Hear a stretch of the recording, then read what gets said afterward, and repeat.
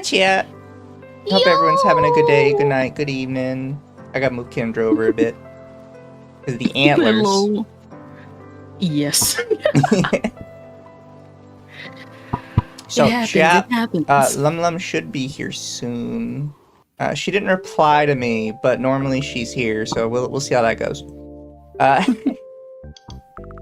But chat, to just put you guys in the mood for what we're going to discuss today.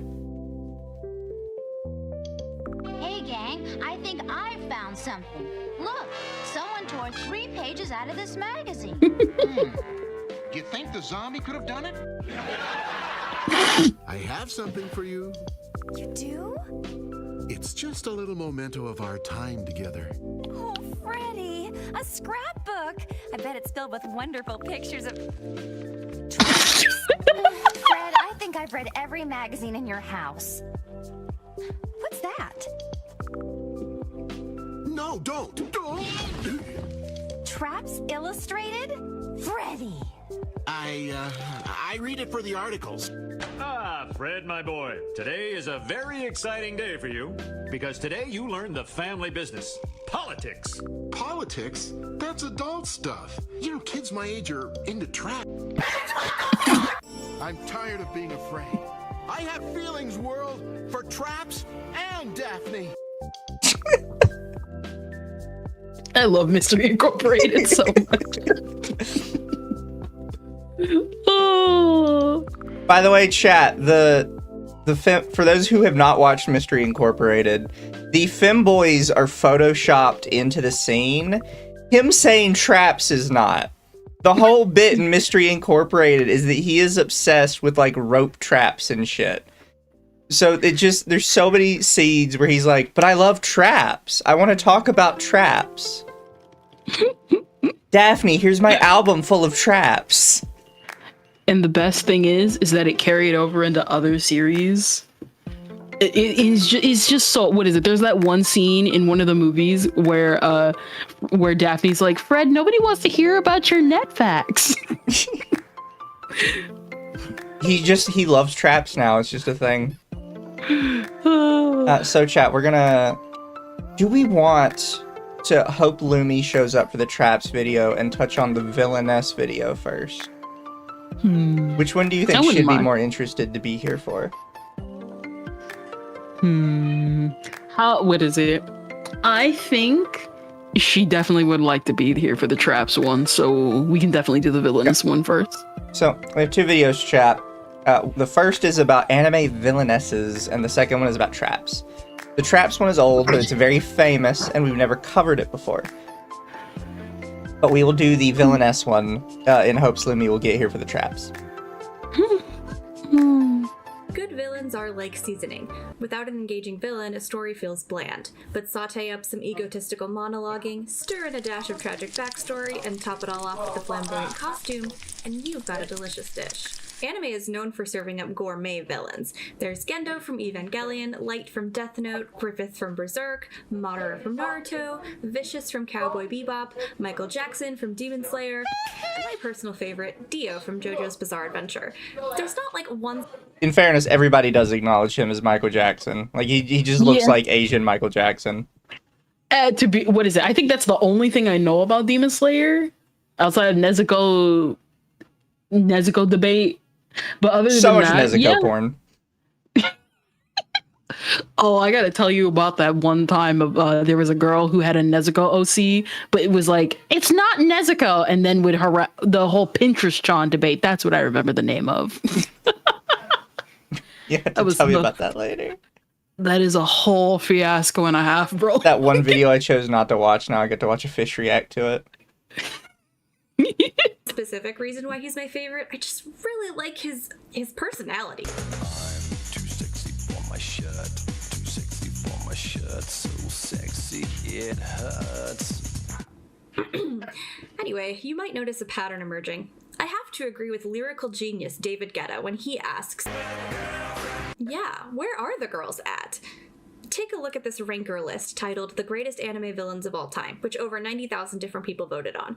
The top of the list is pretty male-dominated. The first villain to appear on this list who is not a man is Orochimaru, who, despite being referred to with he-him pronouns in the original Naruto series, was confirmed in Boruto to be canonically non-binary. No. I knew... This just annoys me when people try and say this. So, Kendra knows nothing about Naruto. Orochimaru is born male, and the only reason he's even remotely confused about what his gender is because he steals people's bodies to extend his life. So he is just like constantly body hopping to different people to extend his life, which is why he's the exact same age in Boruto as he was at the start of Naruto.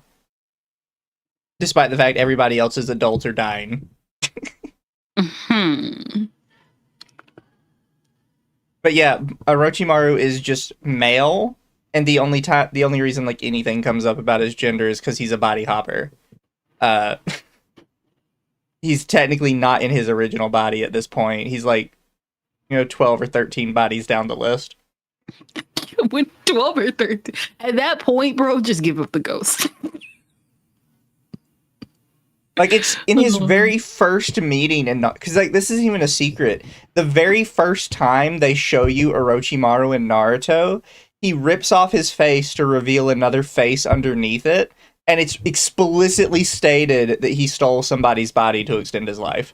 Like, it's not a secret or deep lore. It's the first meeting you have with him.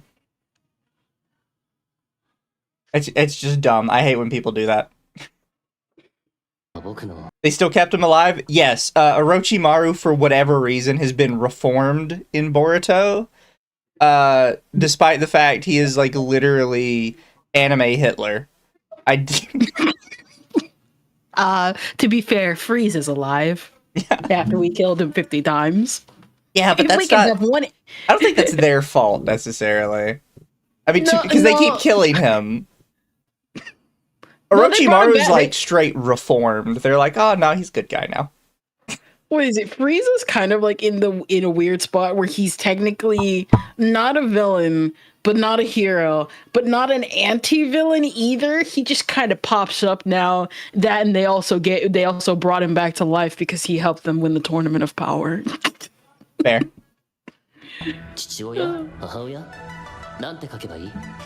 外側なんてどうだっていいことよ。男であった時もあれば、女であった時、全ての真理を解き明かしたいとする意志こそが私の真。You know, that's some pretty impressive personal growth for someone who used to say stuff like this. 私の蛇で縛り上げ、口から入り込んで体を乗っ取るわよ。You have to scroll down to number 25 on this list to find the first woman. Out of the top 100 villains on this list, 3 are non-binary or gender non-conforming. What? Envy is literally made up of the souls. That's not non-binary. That's literally a demon. all of the homunculi are either male or female looking, but none of them really consider themselves anything because they're not human. Yeah. But, like, we're not gonna see... Why are we saying fucking non-binary? Shut the fuck up. First off, it's Envy. Like, okay. Like, Envy has made... Like, even... Like, what is it? Even, like, 2003 anime made fun of the fact that Envy, like, looks, like, really feminine and stuff. Again, the thing with Envy is that they're not non-binary. Otherwise, every other homunculus would be considered non-binary. Envy is a demon. Yeah. Like, he literally, this is literally not even his real form. I just love how we're already getting into the trap debate and the one that has nothing to do with traps. I'm just... Admittedly, despite seeing them a billion times, I know nothing about the cat one. I have seen a tiny bit of Hunter x Hunter, And I do plan on getting into it. So the whole thing is there's this arc called the Chimera Ant arc, and what they do, if I remember correctly, is that they take certain people and they rebirth them into powerful servants for the queen ant, and Pitu is one of the strongest ones. Okay. And they end up, I guess, spoilers a little bit. They end up killing one of the friends of the main protagonist, Shocker, and then they get beat to death, literally. People are saying the cat boy is just a trap. Yeah. But I'm willing to go with that because they've already got the first two wrong, and I know they got the first two wrong. And 12 are women. Plus, if we consider the order that these villains are ranked on the list, women tend to be ranked lower than men. So not only are there fewer female villains, but they're also... Did they call Lust just homunculi? Yeah. What is this list you're looking at? Wait, let's go back. Conforming, and 12 are women. Plus, if we consider the order that... Okay, so I meant to pause right there. I'm just wondering why Kaido is so high on the list. And 12 The 12 are women.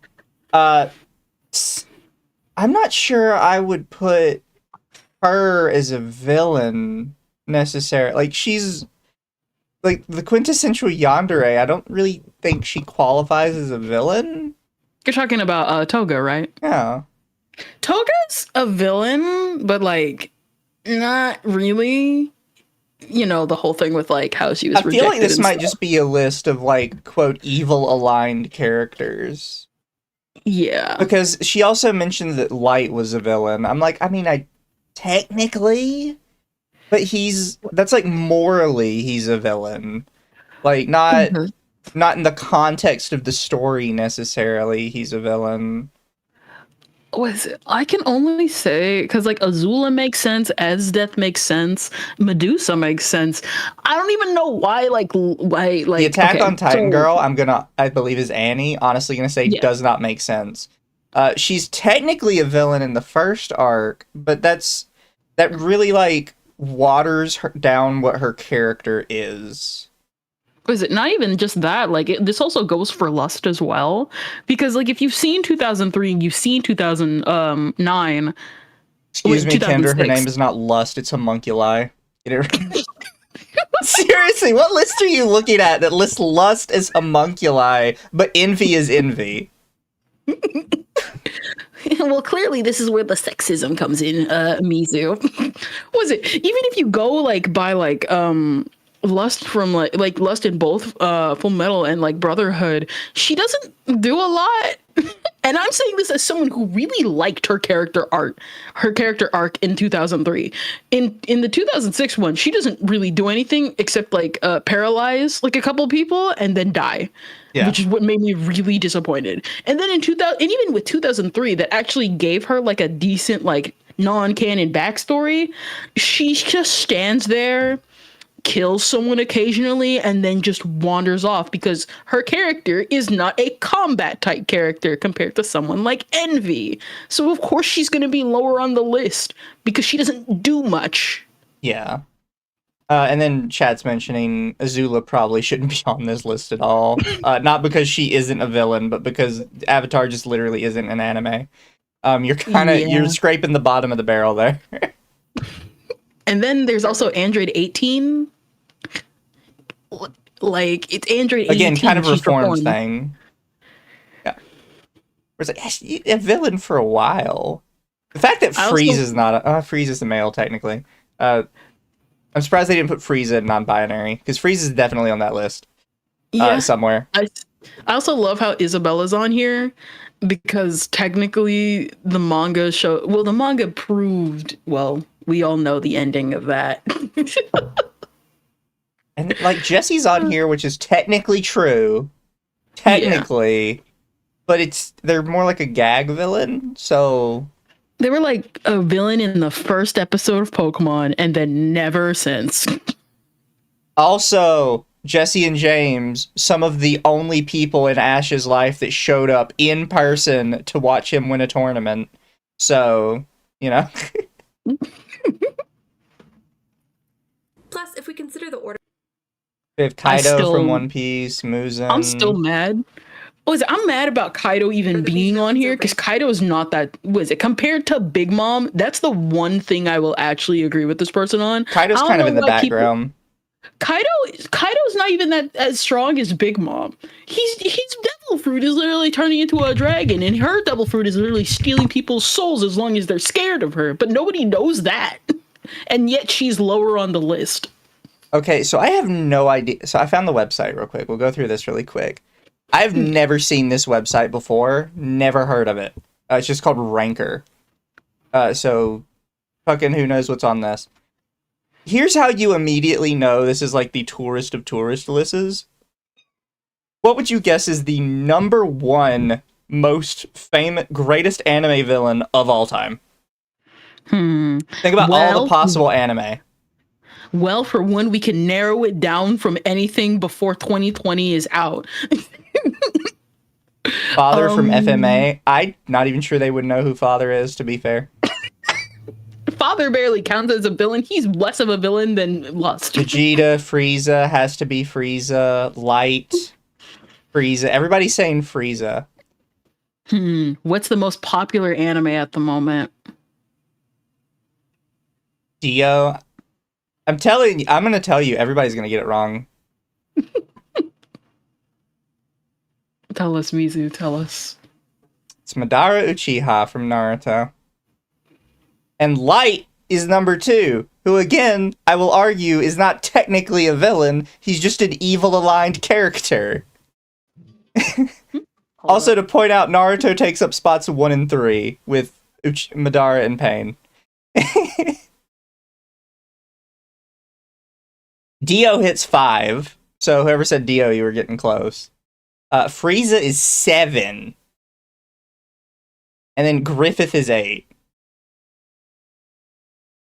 Fucking, out of Full Metal Alchemist, the highest rated villain from that series is King Bradley. Which, I don't know why you would call him King Bradley and not Pride. Maybe, like, to prevent spoilers or some shit, I guess. But if you're gonna... I don't know how they chose the names for these. Because I would have said Pride. Cell is #12, Orochimaru is 13... Don Flamingo is 14. Actually, did anybody else from... I don't think so. Yeah, so the highest rated villain from One Piece is Doflamingo. Which, to be fair, was pretty good, in my opinion. But there's debates there. But it's not even one of, like, the bigs. Like, the big Pirate Lords people. Lelouch got 15. For people who have not watched Code Geass, that is literally who the entire series is based around. That is your protagonist. This is anime villains. I don't... Itachi Uchiha, who, by the way, if you watch through Naruto, is confirmed not a villain at all. It's like they recontextualize everything in it. Also, Hunter x Hunter is appeared in the top 20. 1, 2... there's another one up here. 3... Yeah, 3 times as Hunter x Hunter is in the top 20. And nobody fucking watches that show. I mean, people watch that show, but... Aaron got 20. I don't know what she's using for this list. Or why she decided to use this list of, like, any possible list she could have used.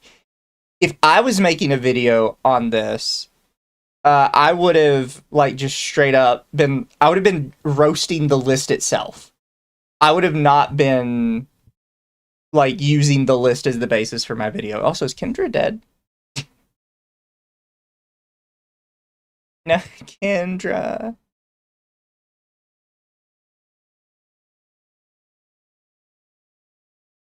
The villain of the Rent-A-Girlfriend author. Also, I don't know how they're doing the votes. So Aaron is at #20 with 5,000 votes. Tomura is at 19 with 9,000 votes. Merum is at 18 with 3,000 votes. And then Itachi is at 17 with 24,000. Like, is it just like a constant up-down battle, and they just happen to have like a higher percentage of ups? Because that's a really flawed way to do a list. When do we actually get a female character? We have Majin Buu at 25. Mikima's at 26. It's less than 2,000 votes. Azula got 29, which again, we just discussed this. Azula should not be on here. Ryuk got 30. Is Ryuk a villain? Is Ryuk not just more like a sort of like a force of nature? Sort of? Alright, I'm back. Welcome back. We're going through the list. Even though you ditched us. I'm sorry. I had to get you. Yeah, we're going through the list, and it's pretty terrible. We got Ryuk at 33. Ryuk's just, like, not a villain. He just exists.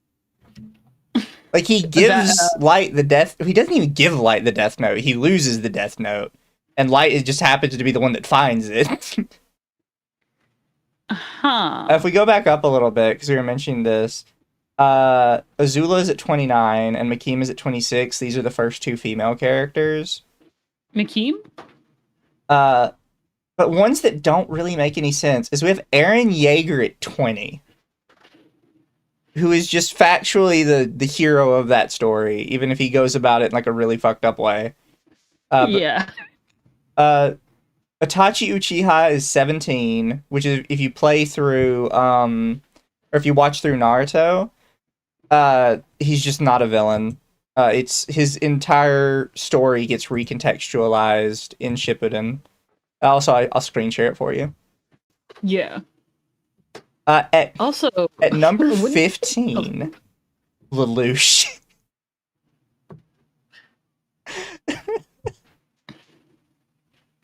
Why Lelouch? No, nobody knows. Most of his evil acts are just because the writer said he was evil now. Especially the stuff with Yuffie. Also, what do you mean King Bradley is he better not be... Oh, no, that's what I was saying. I was like, first off, I'm kind of annoyed that it's King Bradley and not Pride. For real! And so I was like, well, in Brotherhood, he's not Pride. Yeah, but, like, Pride is what, like, he should be known as. Because we're not talking about the little, like, bratty kid that they made Pride. That was retarded. They're genuinely a stupid decision. Well, you see, the manga wasn't finished at the time, so they made King Bradley Pride, even though that lasted all of 1 to 2 episodes. Makima's too high.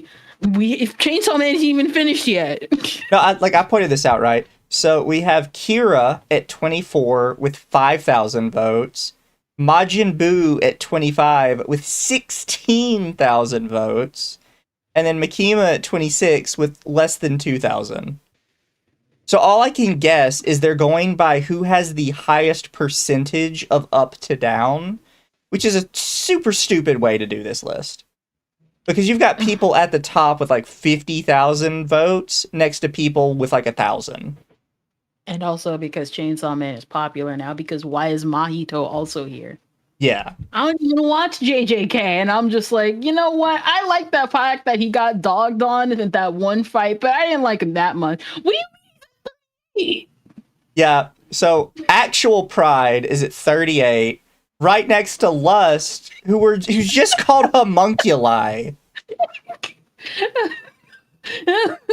Like, they don't even give her own description. They just explain what homunculi is. So we have King Bradley, who should be Pride. We have actual Pride, quote-unquote actual Pride, who I don't think should even be considered at all because I fucking hate him as a concept. We have Envy, Father, and then we have Lust as just blanket homunculi. And I like this, because it says Full Metal Alchemist, so you're like, oh, maybe they're talking about the other series, and then they're just saying all the homunculi as a collective. Nope, says over here, Full Metal Alchemist Brotherhood, and then all of the other ones specify that they're from Brotherhood as well. So they just said fuck Lust, apparently. She just doesn't deserve her name on there. I don't. I'm just wondering why King Bradley is so high on the list. Yeah, King Bradley beat Envy, Father, Lust, and the other Pride by like 20 spaces. You see, it's because he technically infiltrated the military and not the literal eldritch abomination that was able to adopt himself from family to family via generations. Chat's been telling you King Bradley is Wrath. King Bradley is Wrath in Brotherhood. Exactly. In the other one, he is Pride, and Wrath is a completely different character. And Yes. Pride in the other Full Metal Alchemist, this Pride here doesn't exist at all as a character. He is removed from that one and replaced with King Bradley. And then a new Wrath moves into King Bradley's place. What is it? If I remember correctly, the Wrath in the original FMA was Izumi's child. Yeah. If I remember correctly. And that one wasn't even a villain at all. Again, I'm just wondering why Bradley is all the way up there. And I get it, military infiltration.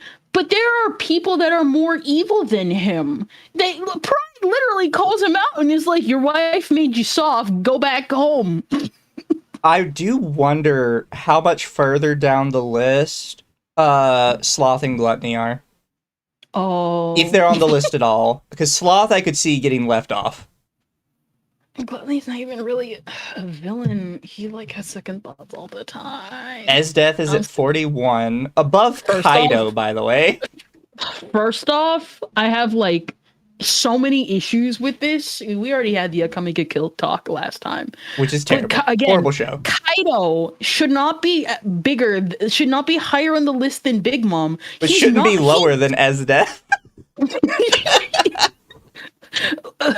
it lower than Ed's death, but higher than Isabella, who literally sacrificed children, by the way? And then we have Garo at 44, which, like, maybe if the anime for that season didn't suck ass. Yeah. But that one's Jesse's cope. just Team Rocket. Oh, I didn't notice that. Jesse's just combined with... Yeah, Team Rocket's just... Team Rocket, and then look at the description. Jessie is a fictional character in the Pokemon franchise, but it's collective Team Rocket. Team Rocket Jesse. First off, Zara, we're not even going to discuss anything regarding Fairy Tail because everybody knows my opinion on Fairy Tail. Greed. That series should not have had a plot. It should have been an anthology series. I think anything with Zareth is just dumb. Personally, We got top for me. 50 chat. He didn't get left out completely. I don't even know why he's on here. He's just an anti-hero. He's literally just an anti-hero. Though he literally spouts For the his, same whole reason, I'm a little iffy about Gilgamesh. Not because Gilgamesh isn't a villain, but because who is and isn't a villain changes so much in the Fate series. That I do know. I feel like you're kind of coping if you put any character from Fate on like any specific villain or protagonist role, other than Archer. I'm more confused about Diavolo because I've not seen part 5, but I know enough to be like, okay, first off, there's like so much depth with this character. And why is Black? Okay, never mind. Kaido beat Blackbeard. To be fair with Blackbeard, most of his feats are off screen and everybody makes a joke about it. It's like a big joke that How did Hidan beat Gaara? Hidan got 2 episodes.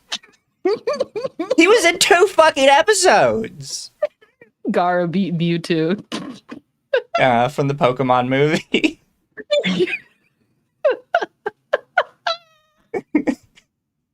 This is such a bizarre list. Oh my gosh. And I'm guessing that's Annie down there, or okay, yeah. Reiner beat Annie. I don't like that Annie and Reiner are on here at all, but the fact that Reiner beat nobody knows who Reiner is. There's a reason Annie has almost 8,000 votes and Reiner has 2,000. But he's that one guy who said, "Why are they killing Marco?" Yeah. Nobody remembers Reiner. Everybody remembers Annie. Oh. That's just rigged at that point. I just think it's funny that Cars is on the list and so low only because JoJo. Cars and Broly is on the Katakuri. list.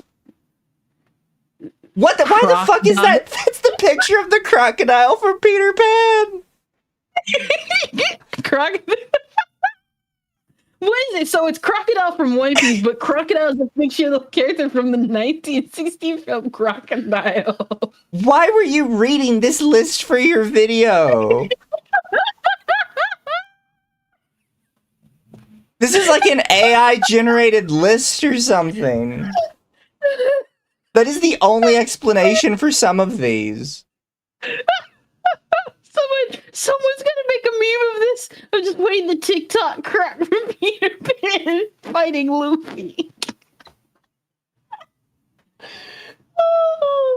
I would like to point out, by the way, so this character, right, Nagato, is basically Pain. It's a long, complex story, but, you know, going around in circles, this guy is literally the same as the guy that's number 2 on the list. Or number 3 on the list, sorry. It's literally the same character. I just like that Shao Tucker is 66. Why are so many people that sacrifice their kids so low on the list? Oh, like they should at least like top 20. If you sacrifice your kids, you are in like the top 20 at least. Not even top 50. Look, if we're gonna put Nagato on the list as a separate character, how does Nagato beat Sasori and Deidara? That's you're bullshit. It's bullshit. This is beautiful. We hate children on this list, Kendra. Oh my gosh. Maximilian Pegasus sneaks in at 70. First off, Monokuma at 72. Where is you? Why is Monokuma even here? What is it? We don't want to spoil Danganronpa, the 10-year-old game? Also, look, I know he was only around for a couple episodes. There's no way Boros loses to Garo. Like, his content was just so much better. It was so good. And it was actually animated. Oh, here's where Android 18 is. It's 76. She beat 17 by 2 places. Well, you see, 17 dies, and he's out of the story until over 20 years later with Dragon Ball Super. Oh. Medusa's at 81. Again, chill. People who like do terrible things to their kids, like sacrificing an human experimentation, are so freaking low on this list. It's like just another Tuesday. Didn't Pegasus make one guy shoot himself in the manga? Yes. Why is Arcanoagia on here? He is like the worst villain. Everyone says he's the worst villain in the fairy tale. There's like 50 other villains that are better than him in fairy tale. Chat can't see it, so I'm scroll down so they can. They put Ken Kaneki on here as a villain. Goku Black is so low. Please tell me that he ranks above Zoma. Ken Kaneki is 2 spots off Yuno Gasai, who, again, also not a villain. And 2 spots above Goku Black, and 3 spots above All For One. Not Naya from Dorada. Not the major. This is a little nuts. The major is almost not in the top 100. No, we're not gonna rank the literal Nazi in the top 10. The literal Nazi lost to Yuno Gasai and Ken Kaneki. Where's Oolong from the first Dragon Ball? Probably level 2000. Okay, look, I like Maximilian Pegasus as a villain. How did he beat Merrick? Like, if we're gonna put Merrick on the list, how did Maximilian Pegasus beat him by like 20 places? You see, we gotta watch past the island arc to get to Merrick. People didn't want to watch past it, so they didn't get it. They got freaked out by his over-animated veins. Not Seto Kaiba. Oh yeah, how does Pegasus and Merrick beat Kaiba if we're gonna put Kaiba on the list? Oh, Giovanni from Pokemon and Rob Lucci. Oh my god. Giovanni lost to Mewtwo by like literally 80 places. So much. This is such a terrible list. I love it. We gotta see who's in the 100 spot. Oh, Who's here, in the I'm like 100 in 97 because I have no idea who this is. Why is Big Mom 99? Yeah, Big Mom's here at the bottom. Why is Big Mom over 50 spaces down? Why is Cooler 100? So I would like to. Canon. I gotta point this out, right? Because we're going through it. Sasori and Datara are like at 50. They're a team, right? Hidan is at like 30. Kakuza is Hidan's teammate. He somehow ended up like 60 places away from his homie. Because fuck him, I guess. Oh my gosh. Oh my gosh, this is amazing. This is awful. Who would take this seriously? And chat, Oh my because God. we've already gone through all the other Akatsuki pretty much. The only one that's left is Zetsu, who didn't even make the top 100. But somehow First off- beat Kurama! And Enel. Enel is Enel from One Piece. You know, the Eminem looking guy. 103, by the way. You know, literally the turning point of the series. Who has the biggest meme face of all of One Piece? Yeah, no, 103 doesn't even scratch the surface. Zeke Yeager. You know, the guy who wanted to euthanize everyone in Aaron's home. I can't even remember the name. He wanted to euthanize everyone as a method so that everybody could like leave. So that they can just be they can just die out. By the way, 104. I gotta point this out again, right? So we have gone through basically every other Naruto villain. Most of them get like 2 episodes to themselves. Like literally, they're all a part of sort of an arc together for the most part. So all of them are dying every other episode when they come out. Kimimaro is the entire climactic villain of the original run of Naruto for Shippuden. There's an entire arc dedicated solely to him. Why? And he got shafted in favor of everybody else. Why is Kimberly, literal suicide bomber Kimberly, a Full Metal Alchemist brother fame, who literally in the 2003 series blew himself up, and then in the 2006 series literally killed himself to take out Pride, all the way at 106? Why is Rize at 107? Rize lost to Ken Kaneki by like 50 places.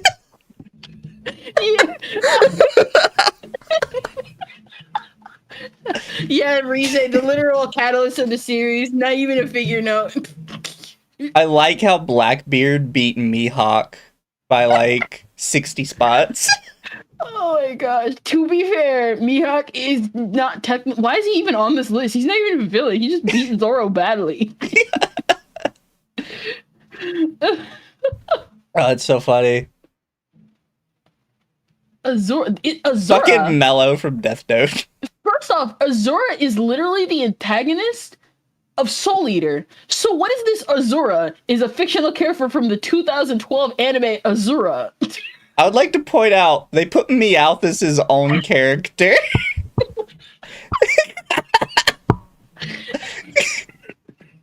So Jesse is just combined with James, but the list only mentions Jesse. But then Meowth is all by himself, like another 80 places down.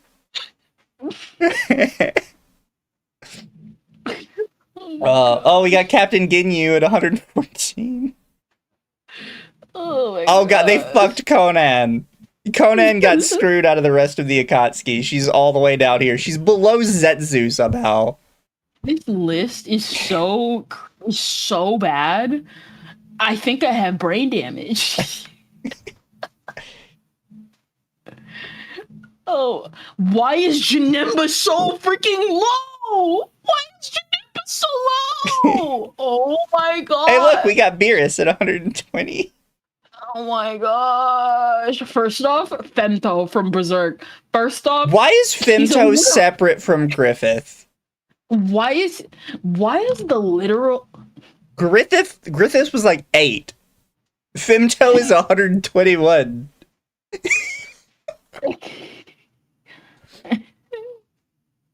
Fucking Arlong is 122. Fuck Arlong, I guess. Oh my god. This list might be a cognito hazard. We're coming up on a favorite one, chat. Look at this. Sasuke Uchiha, totally blank. And they even left the like little underscore in it. I like how Dr. Giro has his own section. No. He's just 126. Oh my gosh. Oh my gosh, this is so terrible. What? Vinegar Doppio? What the heck does that even mean? Gluttony is 131. Hey, look, we found Gluttony, chat. He's actually on here. Of course, Zamas. Why is the video? That's not even a picture of Zamas. That's not even a picture of him. That's literally the thumbnail from Totally Not Mark's video. And why is he below Cube? No, look at this. So if you hover over them, if you hover over Gluttony, it says Gluttony. If you hover over QB, it says QB. If I hover over Zamasu, it says play YouTube video for Zamasu.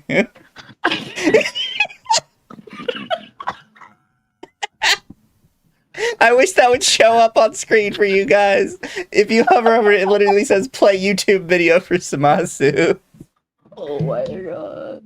Misa Amane is literally below Zamas. Oh my god. Why is even Omega Shenron here? He's not even a good villain. Aluka? Why is Jalal here? Look, if we're already putting like characters that are sort of villainous on the list, there's no way Alucard ended up at 137 underneath the major. Not even just that. So Jalal is a villain in Fairy Tail, but the thing is that you find out that he was possessed the entire time. He shouldn't even be here. Hey, look, chat, they included Smoker. Not. Oh, no, that's Gintama. I thought they were like, Tashigi is on the list. I'm like, first off, I have many issues with that character. And Smoker lost to Arlong and Mihawk. This is so terrible. I love it. I mean, yes, Chab, sorry. I mean, Chaser. I was literally going to bang my head if... Hey, look, it's Raditz. Raditz is above Jiren. Oh my god.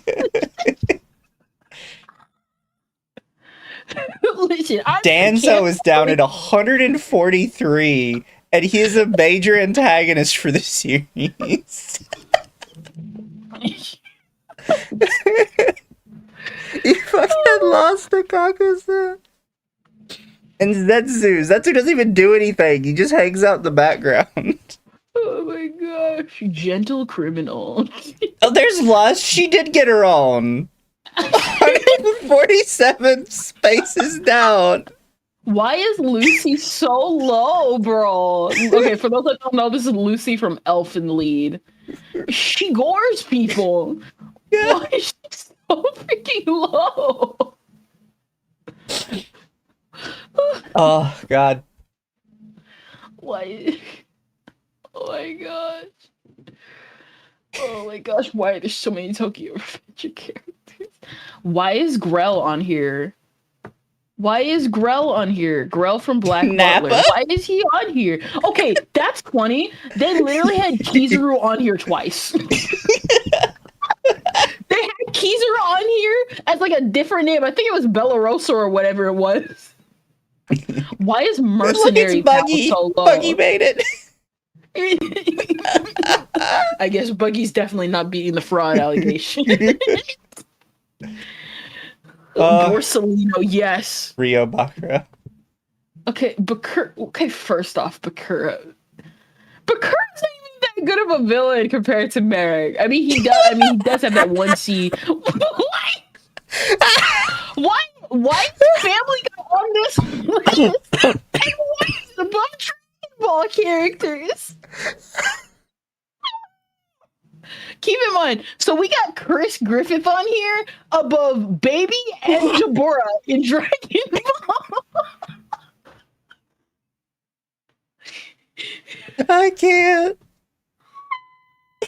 And Garo, or Garo? I'm pretty sure that's just a repeat of the One Punch Man character. Oh my gosh. Oh. Arachne is at 171 from Soul Arachne. Eater. And she beat M. Bison. And Blackbeard's on here again. And Turles. Why is Turles even here? Turles is literally a no. Why is Junko lower than Monokuma? They're literally the same character. We literally established we could combine characters. And Junko is at 176. Oh, it's Arbon. Oh, there's Wrath. He wasn't even a villain. We got Wrath at 178. He's not even a villain. Oh my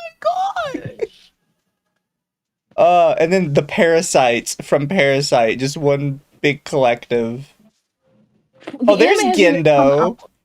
The anime hasn't even come out, and we already got Funny Valentine on here. The anime isn't even out, bro. I like that Gendo is at 181. I like that Alexander Anderson is at 184. Here's the thing, right? So she mentioned every character. She mentioned Gendo when she was talking about the characters on this list, which means she had to scroll through all of this and still chose to use this list. She has at least seen down to Gendo to know that what this list looks like. I don't even think Gendo's a villain. He's just a terrible dad. But yeah, Alexander Anderson came in at 184. Why is Krona so freaking low? Why is Krona on here at all? Krona's a villain for like one episode. Oh, this hurts. Bartholomew Kuma.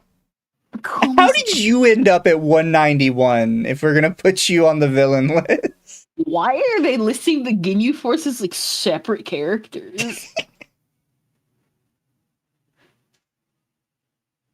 Bojack. Bojack from Bojack Unbound is on this list above Android 16. Bojack from Bojack Unbound is above Android 16.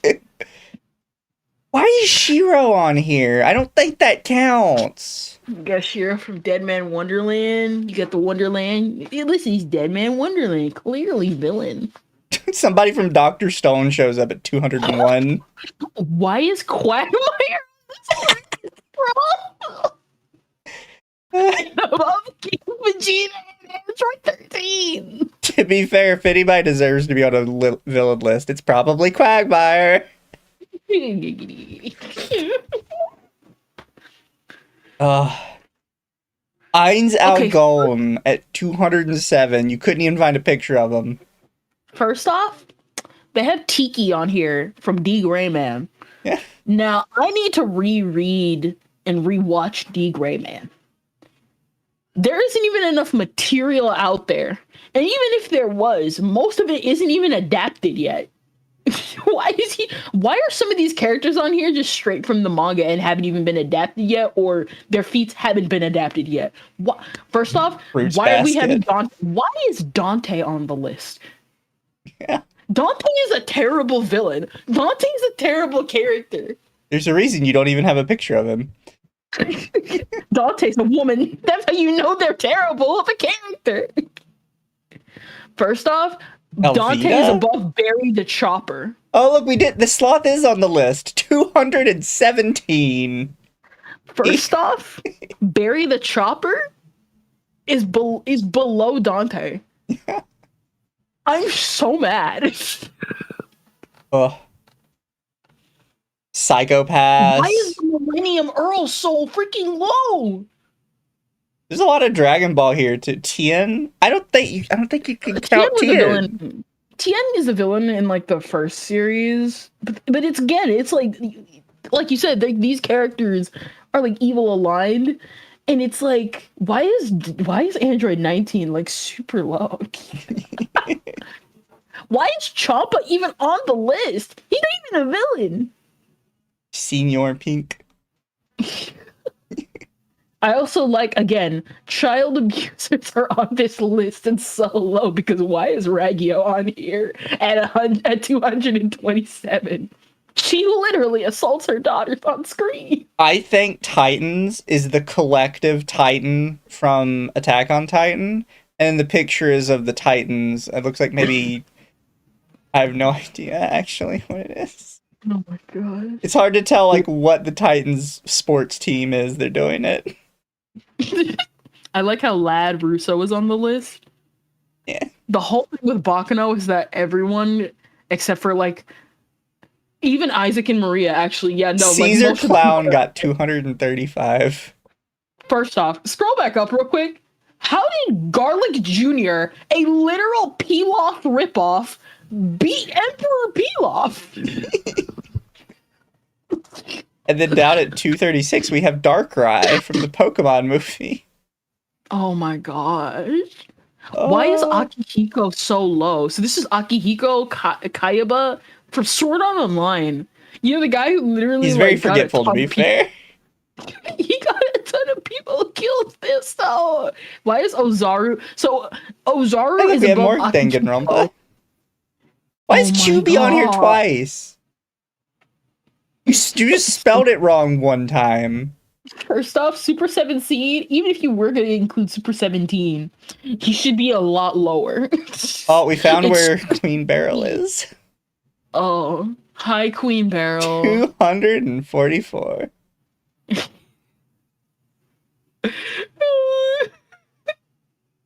Was it somebody said in the chat, Darkrai wasn't a villain. That was literally the plot of the movie. Yeah. Mugur Ikusaba, the 16th student. Lord Slug, Paragus. Rachel. Why is Rachel... Okay, so for those that don't know, Rachel is a character from an RPG Maker game called Angels of Death. She's not even a villain. She literally was... her parents were terrible, and as a result of her terrible upbringing, she killed them. And so she literally did it in a moment of psychosis. She's not even a villain. He literally wants to die because of that. So chat, let's see what else this site has for us. Let's see if they have anything interesting. Fuck the video at this point. So number 1 most evil anime organization, Akatsuki from Naruto, which of fucking course it's gonna be Akatsuki. But then number 2, instead of being something from Dragon Ball or something from Bleach, is the fucking Phantom Troop from Hunter x Hunter. Oh, look, Bleach made it into 3.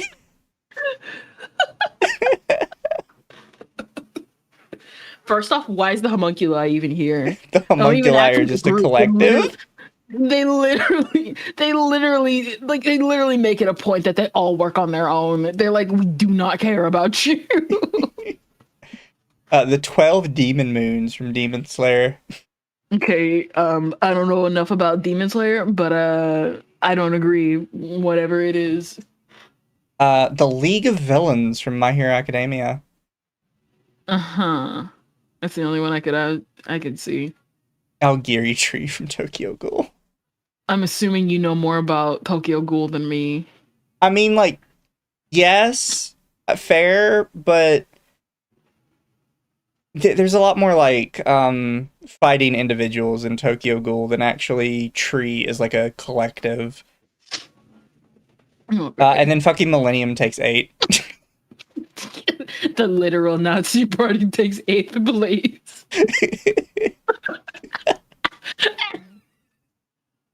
The actual, like, World War III first meeting, they're like, oh yeah, we're Nazis. 8. Yeah, they're 8. They're kind of evil. Which beats the Monster Association from One Punch Man. Which manages to beat the Red Dragon Crime Syndicate from Cowboy Bebop. Oh my gosh. The 10 Commandments from the 7 Deadly Sins.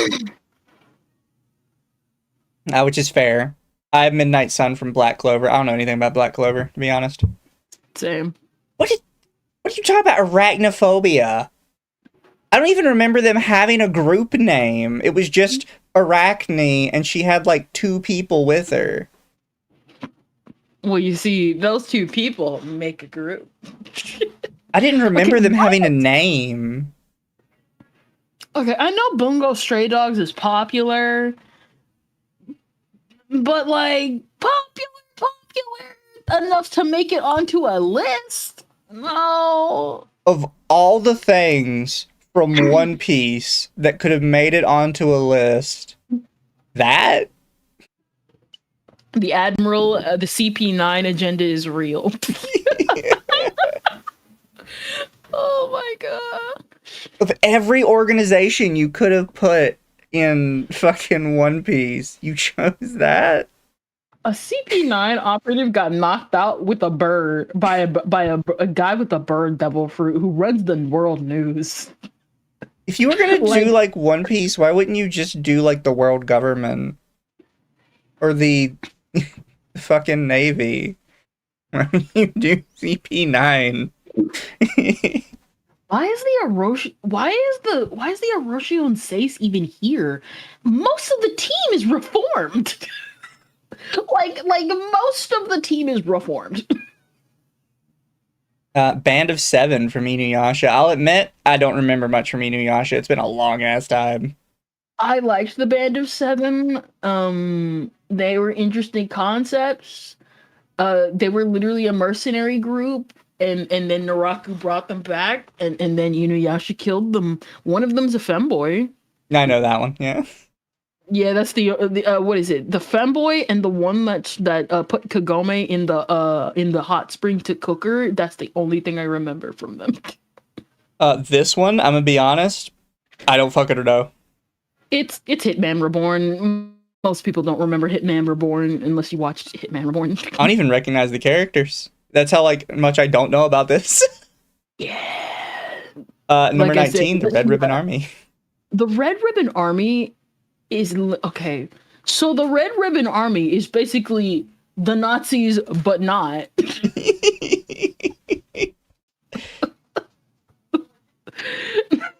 It's literally the whole thing with the Red Ribbon Army. Fucking Team Rocket takes number 20. Why is the Noah's Ark Circus here? They're not even villains.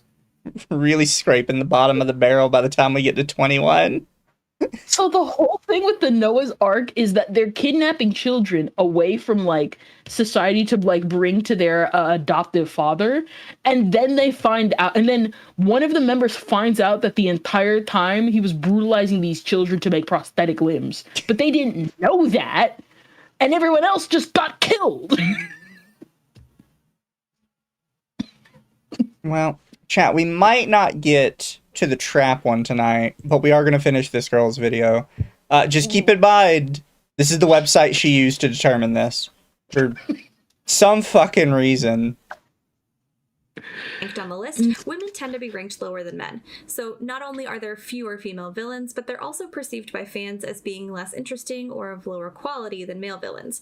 If male villains are Michelin star cuisine, villainesses are more like Applebee's. To find the root of the problem, we're gonna have to strap on our aprons, ladies. We do belong in the kitchen. But not just any kitchen, the kitchen of evil. And for our first cooking lesson, we're gonna get spicy.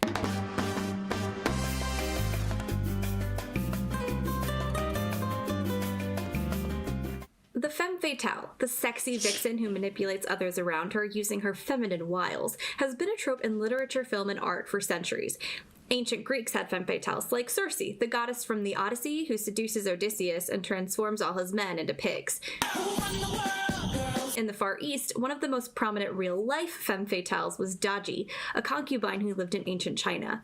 Daji's beauty, greed, and cruelty are said to have led to the downfall of both the emperor and the entire Zhou dynasty. The stereotypical sexy siren is also pretty common in anime. If a show has Why? No, don't fight it, Mizu.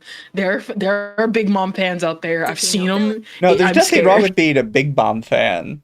It's being a Big Mom fan that's a problem. That's who I'm referring to. Esdeath is a sexy siren. I mean, Esdeath is hot, but I would agree she doesn't really fit the femme fatale, like, iconography. She's more like woman in uniform. And chances are she probably looks something like this. Let's have fun. Now, the main problem area is up here. All of this going on up here is what's causing me the most physical discomfort. It's like a visceral reaction of discontent coming from this area. This area is not good either. I hate this, but I'm mainly worried about this. Now, I can probably guess what you're thinking. Do I really have the right to criticize fan service? I was just drooling over abs like 20 seconds ago. I promise I'm not going to complain about fan service today. My point's a little more... Notice, she says today. She doesn't say, no, you're correct, I'm wrong, this was a joke. She says, I'm not going to complain about it today. Well, we know what to return to later. more nuanced than that. And to get to that point, I'm going to start with an analysis of one of anime's OG villainesses. Not just any villainess, she's one of the baddest bitches of all anime history. That's right, we're going to talk about Sailor Moon. Sailor Moon... I would like to point out that she also shows Yuno. Right. We're going to... Look, I know that she's not a good person. She is just factually not a villain, though. Also, Queen Beryl, because I know she's talking about Queen Beryl. Queen Beryl is not the OG villainess, because there are several series before that, but I know this person hasn't watched anything past Sailor Moon, so we might as well just pretend anything before that doesn't exist.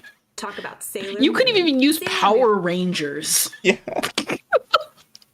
A Power 90s Rangers. anime based on the manga by Naoko Takeuchi is the magical girl show of all time. I can't even begin to explain the cultural impact that I understand why people say this. However, as somebody who has enjoyed to dabble in magical girl shows, I would actually say I believe Sailor Moon is probably the furthest divided from most magical girls. At least most popular ones. Was it even the author? What is it? Not author, but one of the directors, Kunihiko Ikuhara. He's the guy who did Utena and like Penguin Drum and stuff. Even he came out and was like, "Okay, yes, I understand where you're coming from, but when I work on something, I'm not working on magical girl stuff." Yeah. Because Sailor Moon technically does not. It falls into that, but like there's other aspects of Sailor Moon that aren't just magical girl. Sailor Moon, from what I have seen of different magical girl shows, inspired most of the Western magical girl shows. It actually doesn't seem to have inspired that many Eastern ones. Like, maybe there's references to it. Like, people definitely watched it. People definitely loved Sailor Moon. But stuff in, like, Eastern magical girl is a lot closer to Madoka Magica than it is to Sailor Moon most of the time. What is it? The only one that is the closest to Sailor Moon is Flash, and it's only because it was number one, made by the same studio, and number two, made to literally capitalize off of Sailor Moon. Yeah. Like, I get where you're trying to come from this. I could see why somebody might make that mistake. Personally, I don't believe it's true. Sailor Moon had on media made for girls in both Japan and America. Sailor Moon's first big bad was Notice that article was from like 2 years ago. Right. impact that Sailor No, it was Moon published had. 5 years ago. This one was published 2 years ago. The other one was published 5 years ago in Teen Vogue. And this one was published in CBR. I'm pretty. First off, CBR. I'm pretty sure Pretty Cure has more of an impact on modern day magical girls than Sailor Moon. Yeah. Just offer it. And again, it's no disrespect to Sailor Moon. Sailor Moon still has new shows and new like content come out because it was good. But most people like deviated from Sailor Moon when making magical girl shit. On media made for girls in both Japan and America. Sailor Moon's first big bad was Beryl, the queen of the Dark Kingdom. She's hell-bent on world domination and leads her army of brainwashed soldiers against the peaceful Moon Kingdom, which is led by Princess Serenity. For those of you tragic folks out there who are not acquainted with Sailor Moon lore, Princess Serenity is later reincarnated into Usagi, the protagonist of Sailor Moon. But perhaps Queen Beryl's greatest sin of all is the fact that she goes after Princess Serenity's man, Prince Endymion. In fact, it's Beryl's unrequited love for the prince that drives her to become evil in the first place. Personally, I do not know why Queen Bee is so obsessed with the prince when she's got a hot single boy toy literally kneeling at her feet all the time, but I guess everyone has their type. You're forgetting your place. I did not tell you to speak. Well, this is awkward. I'm gonna let Dr. Catherine Hemmen, a lecturer in Japanese studies at the University of Pennsylvania, take it from here. The fact that her name is Catherine Hemmen tells me all I need to know. That's my thing. People... So it happens sometimes when people adopt English names because they want to be accepted or they want their name to be easier to say in that country. But most of these people that every single time they do videos like this, notice how every single time they never contact anyone who's Japanese to fact check this stuff. It's always from an American perspective. And you don't have to be Japanese to like understand the complexities of it because, you know, sometimes you need those alternative like perspectives. But every single time these people make videos like this, it's always from an American perspective. And it's kind of annoying by this point. So real quick, I'm about to ruin your day. So this is Dr. Catherine Hemmen. And yes, it is the Dr. Catherine Hemmen in question that we are talking about. The Japanese professional. Very, very Japanese woman. That is not the most interesting thing that I found by 5-second Google. The most interesting thing is most of her work is actually about the female gaze in manga.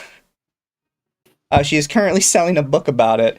It has 1 star with 1 review, and the book itself cost $100.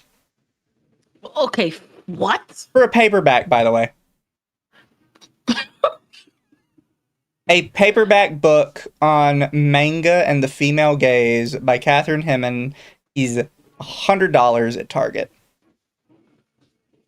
I could order it now and it would show up by February 13th. You couldn't even make it into a Walmart.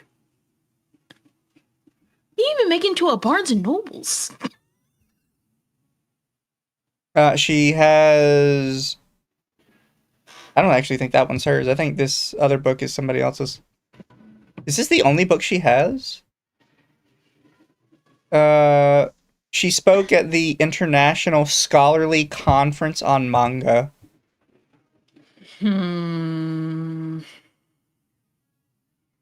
She has a Twitter. Reader of books, player of games, college professor, and Pokemon trainer. Writes about media and society and love with monsters and magic.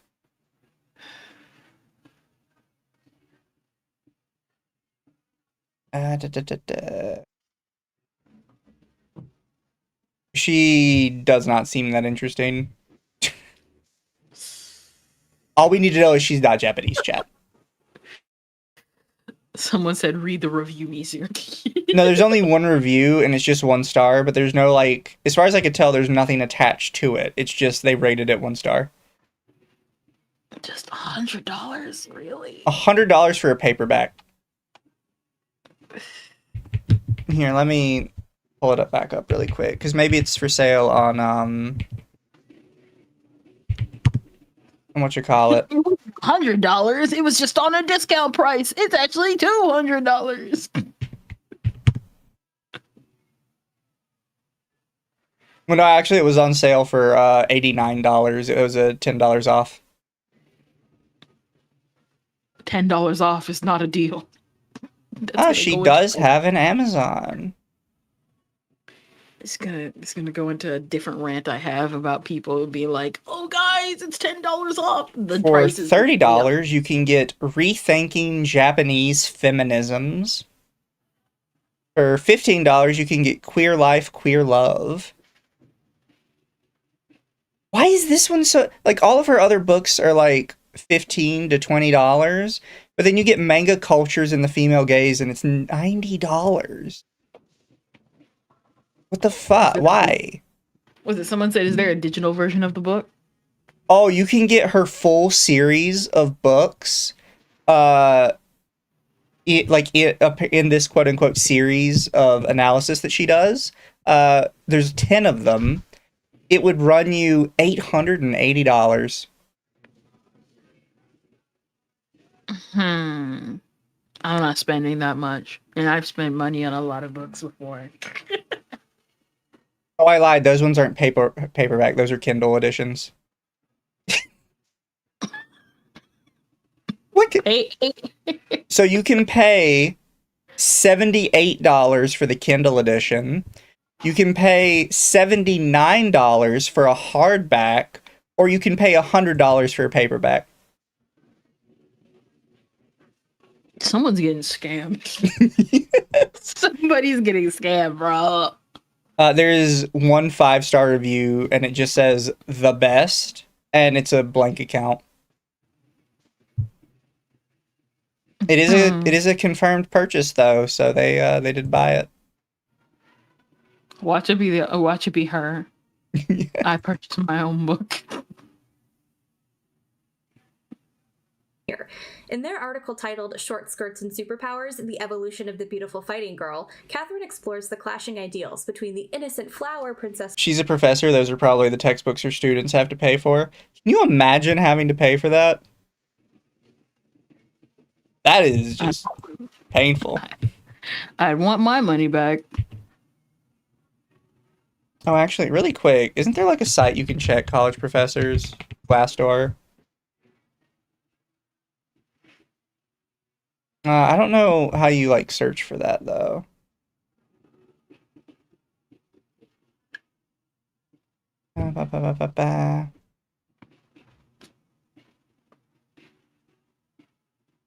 She has so she has her publications listed on her college educator page.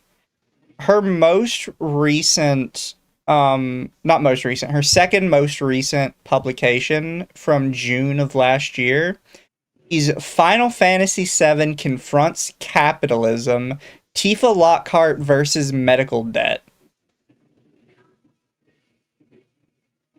She has another one about a game I've played, which is like a it's kind of like a retro style Resident Evil game. It's called Crow Country.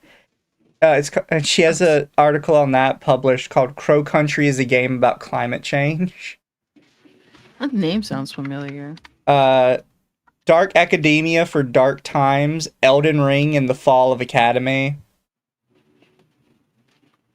I think she just has too much time on her hands. Yeah. Someone said this video is an endless sorts of rabbit holes. And we're just gonna keep digging and digging and digging, and then we're just gonna find a scam or whatever. The end of the line for the Shinra Corporation, Avalanche and Japanese environmental activism through Final Fantasy VII. Sympathy for the Villain, a queer memoir of online video game fandoms. Ganondorf, Buddhism, and Hyrule's apocalyptic cycle. It's like I understand where that title, and yet I don't think you should continue making it. History and national identity in online debates on the Axis powers of Hitalia. Louie, why aren't you here for this? Oh my god! There was no way you would have predicted I was going to say that at the end.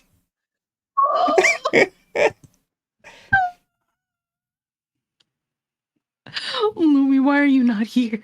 Oh my gosh. No, everywhere I go, it's always there. Everywhere, it'll be there. Hetalia and Danganronpa will haunt me until the day I die.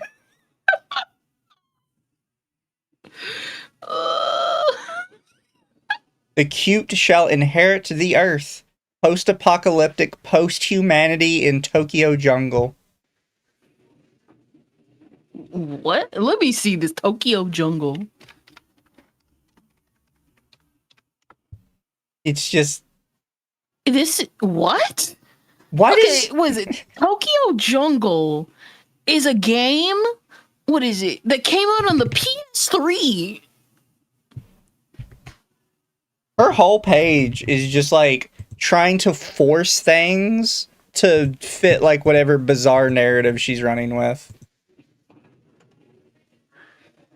Like this is somebody that's like smoked a little bit too much crack. Crack? I'm pretty sure it's Fent. Fent.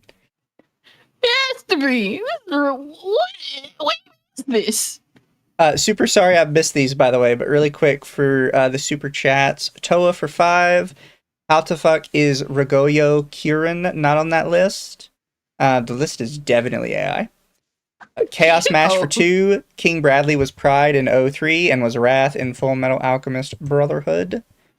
Yo. I still consider him Pride. Mr. Monkey for 5. They aren't higher on the list because they were good at getting rid of the evidence. Either that or this author thinks it's Planned Parenthood.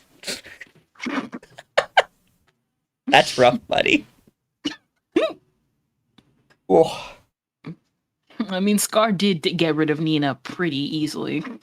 Serenity and the boss-ass bitch Queen Beryl. Dr. Hemmond writes, while Princess Serenity rules passively, inspiring her subjects with friendliness and generosity, Queen Beryl is hungry for power and has seized control over Princess Serenity's Moon Kingdom through political machinations, deceit, and powerful magic.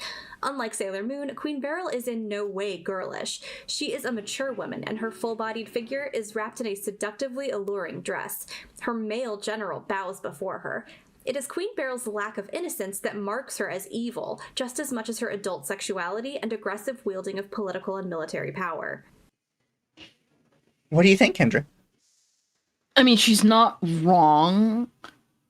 There, like, cause like that's the thing with like a lot of magical girl series that tackle like adulthood and like girls like growing up. They'll like make the woman look more like womanly compared to the protagonist, who's still technically like a child. So they're not wrong. I just want to know where that's going to lead to in this explanation. I just think they read too much into it a lot of the time, because it's like it really is just the difference between like the idea of growing up, but you like read in all these ideas of it's about femininity and feminism and being more womanly and this and this and this. It's like, no, it really is just adult, not adult. It's kind of straightforward. It like depends on how you do it. Yeah, no, I'm not saying it can't be more. I'm saying most of the time it probably isn't more. Yeah.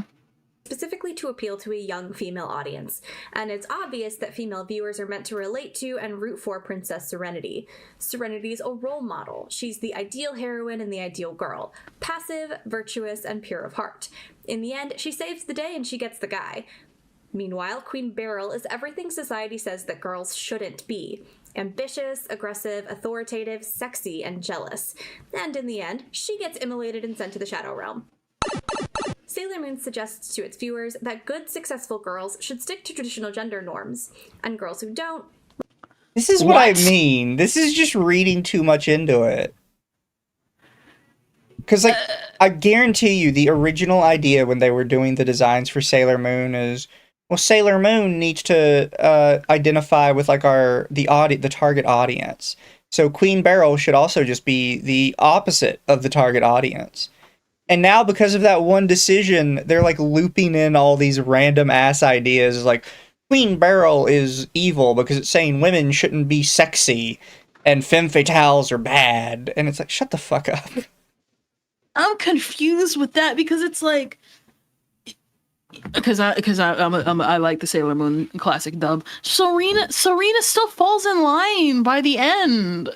Like the whole thing with her and like Chibi Usa is that eventually, because she's like shocked that her mom, who is this mature, like womanly, like polite person, is a brat as a child. So Usagi just falls under that line anyway. Like, what? Oops, all gender norms. Fuck off. Most shonen do that, teen versus adult. Yeah. And it's not saying like the adult is bad because we want to teach children that being an adult is bad. It's like, no, that's just what they know. You're kind of playing off what your target audience already feels.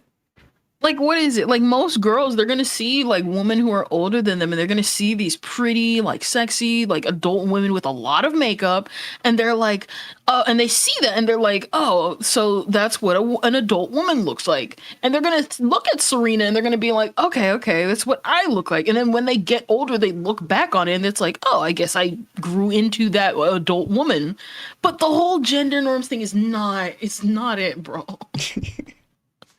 It's not how kids are gonna see that. Exactly. Where are you getting these facts from?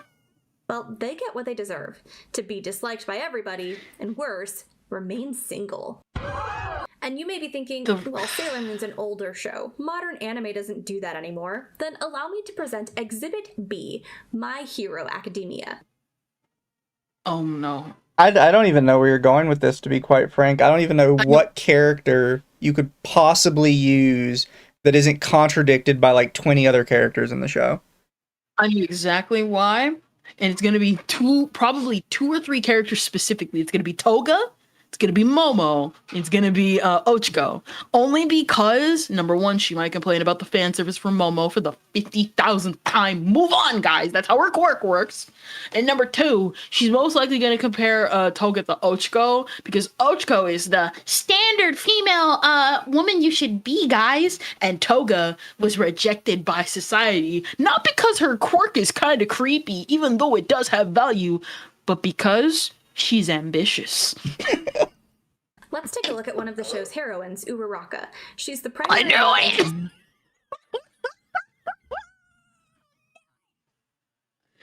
I know. Fair. Of the show's male protagonist, Deku. She's a bubbly, cute, and friendly heroine. Her quirk, or her superpower, is the ability to make people or objects defy gravity. This power is useful, but it isn't very flashy or exciting, and she rarely stands out compared to Deku or the other characters who have quirks with a little more firepower. She's also a mind-numbingly boring character who gets little to no screen time until her romantic subplot with Deku becomes important in later seasons. Well, that's just rude. It's almost like this is a manga for teenage boys. And the boys. And the teenage boys don't care about freaking romance. So they're gonna focus on the literal people who can punch and kick things hard. There's literally yesterday there was a meme I saw about how like people were talking about the My Hero Academia movies. Who are you gonna pay attention to? A girl who has a crush on a guy who has a good quirk but isn't as flashy, or Deku, who literally killed a guy for being an All Might ripoff? Yeah. Well, let's see where she goes. We already have the first half. Now let's look at Toga, a villainess. Toga basically exists to be Uraraka's arch nemesis. She's bloodthirsty, manipulative, duplicitous, and worst of all, she also has a crush on Deku. Her quirk is the ability to transform and disguise herself as another person, but there's a catch. She has to collect someone's blood to impersonate them. Oh, and she also has to be naked to use her quirk. You know, for anime reasons. She also does this thing where Be fair, most people do. Like, it's not just like them, it's in universe, everybody's explained, like a lot of times they have to use parts of their body as their clothing because they can't just make clothing that does what their quirk does. The reason she'd have to be naked, yeah, probably because copies the clothes too. You could realistically only make one outfit, right? To mess with your powers. And I don't think it would really work with her. And then the invisible girl has to be naked, which nobody complains about that too much because she is invisible. I see. Except the one time where she turns visible and the people get pissy. And then everybody are suddenly asking questions like, why doesn't she have special superhero clothes so she can walk around, wearing something?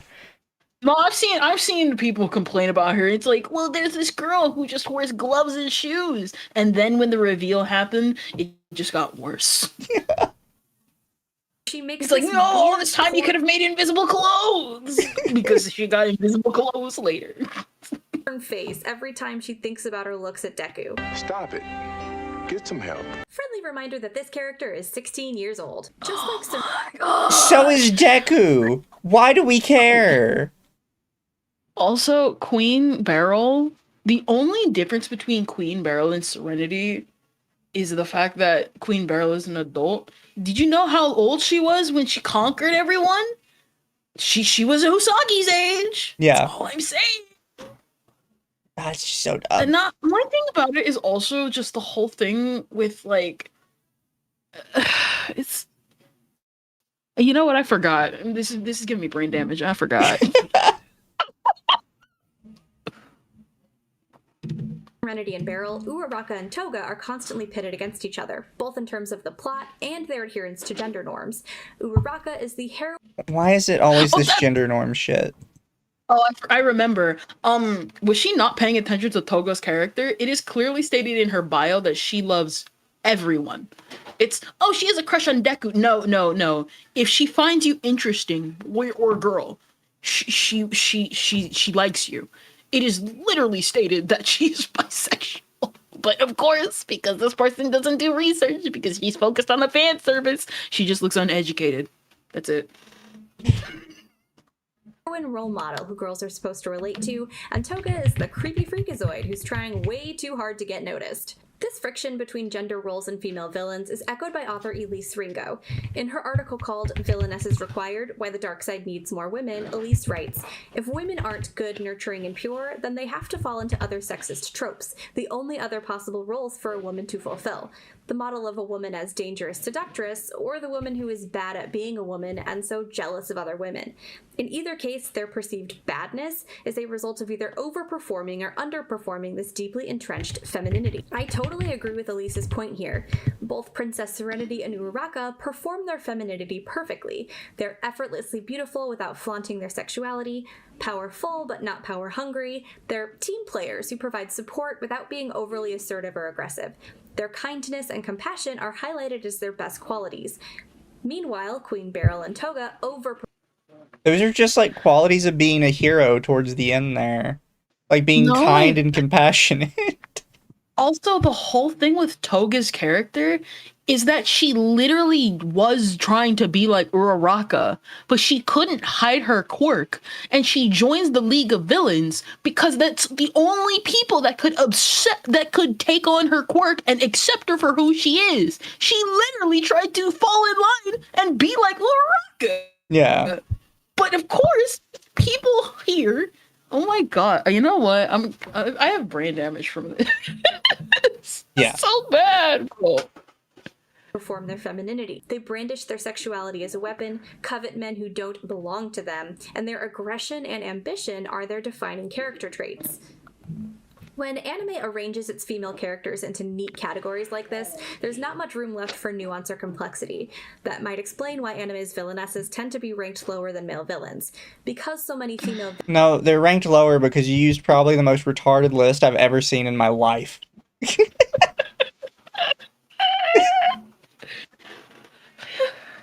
Villains fit the same stereotypical seductress, sexy mold. There just isn't as much variety in their personalities. Okay, first off, pause that. I saw her sneak Melty in there from Shield Hero. She's literally just an awful person. So many female villains fit the same stereotypical seductress, sexy. We got Rize, who, by the way, I'm pretty sure you're only including her in this because she was on the list. The reason people don't talk about Rize is because she was around for one episode and then showed up as like a flashback twice inside the main character's mind. Yes, she's technically sort of kind of a villain, if before the series started, but she's dead after like episode 2. So like, yeah, she's not like that well known outside of that. See mold. Yeah, there's Melty. I just like she's literally a terrible person. It's literally stated that not only is she's a terrible person, her father's a terrible person, and her mom left her because they were both terrible people. Also, other than like the Shield Hero and Raphtalia, Melty's the only one anyone knows from that series. Like, all people don't really remember villainesses that much. She's literally one of the only 3 characters people remember from that show. Like, that aren't super into that show. There just isn't as much. And then I don't know enough about Demon Slayer to comment on her, really, to be honest. Same. I think this is the character that fought Nezuko when Nezuko grew boobs and people got scared. Yeah. They're like, oh, the adult character got boobs and they're a girl. And it's like, yes. Is this your first time seeing a woman? And then we have Esdeath, which, again, does not fit the femme fatale thing you're going for. Like, yes, she's hot, but that's more like woman in uniform, which is a completely separate thing, trust me, as a guy. In their personalities. I'll be honest, like, I probably would know them if I saw the name, but it's completely evading me on the face. Yeah. It feels like a very generic design, so it's just gone. Let me see. Let's see. Somebody in chat probably knows off rip, but I don't. Yeah. What is it? I am Googling them right now. Her and her brother were homeless and starving, so Muzum made them into demons, and they share a body, from what I remember. This is Magase, the main antagonist from... What is it? The main antagonist from Babylon. Not ringing any bells. I've heard of Babylon, but I do not know nothing about it. These are their goals. So the fan service isn't the problem. In fact, the same Sailor Moon article I quoted earlier goes on to say that certain methods of presenting female characters as sexy or erotic can be a healthy way for creators and fans of shoujo to embrace and celebrate a sexuality that lies outside of stereotypes. Phew, okay, chefs, it's a little too hot in here. It's time to make some side dishes. I like how she just kind of skimmed over that. Yeah. This is her first video, right? I don't know. Oh no. Most male villains are in charge of their evil empires. They don't answer to anybody. In Demon Slayer, Daki works for Muzan. In Death Note, Misa works. We are not counting Misa as a villain. I already don't like that you're trying to call Light a villain because he's still the protagonist. I really don't like you trying to loop Misa as a villain. And number one, like, okay, you have more of an argument of calling the author of, like, Death Note a sexist than, like, Misa a sexist. Only because Misa's just not well written. And anything you look into the author-writer duo of Death Note, he just has some weird opinions on women in general. For Light. In Future Diary. Yeah, no, again, Yuno is not a villain. Future Diary is more of a complex situation than just Yuno villain. Also, Yuno's not a henchwoman. She literally leads Yuki on like the entire series. This is literally a shot of the second half of the series where this brother is putting on the biggest act, and then a moments later he like gets scared because she strips for him. Like she literally the previous episode before she like drugs him and like captures him for like 2 weeks with no food. Oh my gosh, this is so terrible. Chat, a protagonist can be a villain. However, they still have to have a hero that they're opposing. They have to have an antagonist still. If not, especially if everybody in the series just kind of sucks, because again, everybody in Future Diaries just kind of sucks. Not a villain. Yuno works for Yuki in a comic. That is not true. Look, Esdeath is technically henchwoman, like in 50 asterisks, but she is the character. She is the villain. Like, yes, she technically answers to the king, but that's in like 80, 90, 100 asterisks. For all intents and purposes, she answers to herself.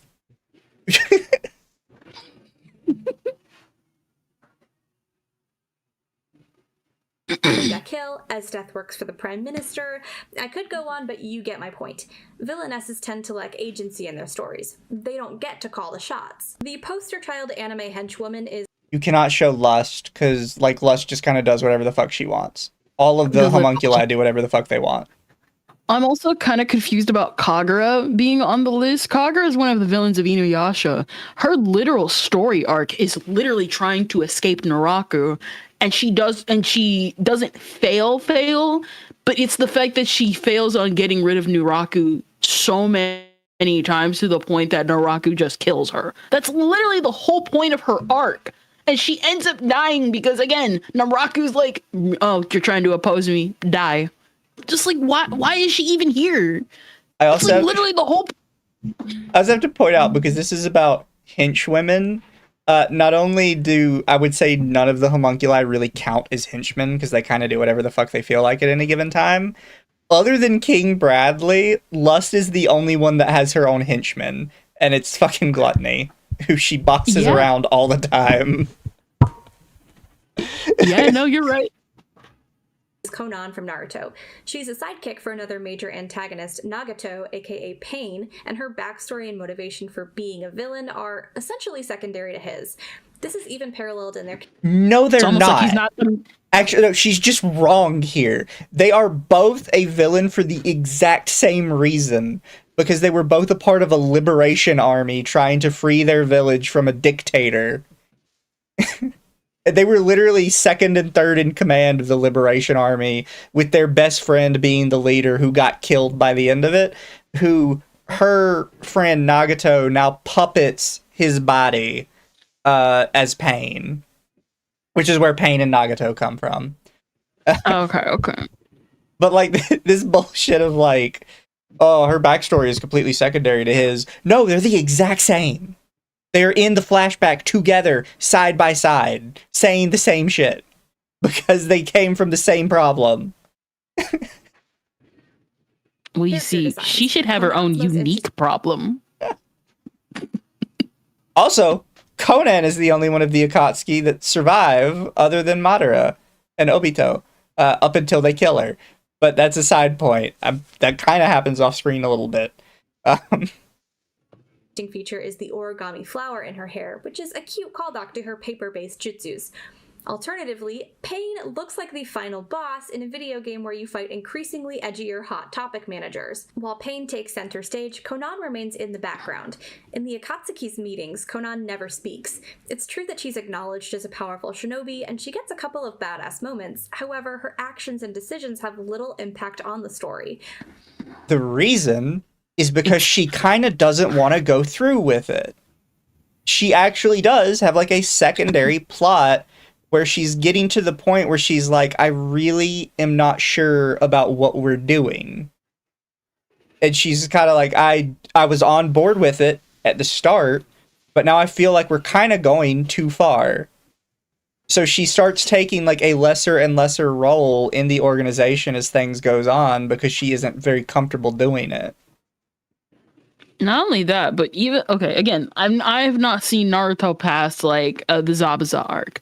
The thing is even just telling by her powers, even without that extra context, if paper-based power, you don't want to reveal this type of power to the enemy, or else they know how to counter it. I would also like to point out, because again, I like to say this because Kendra doesn't know as much about like, the Naruto, but Pain is 6 people.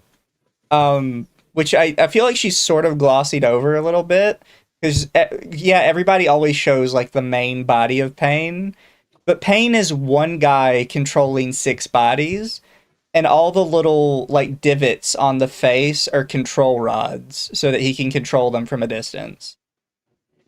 They're basically like little chakra receivers all over the body. Oh, that's pretty cool.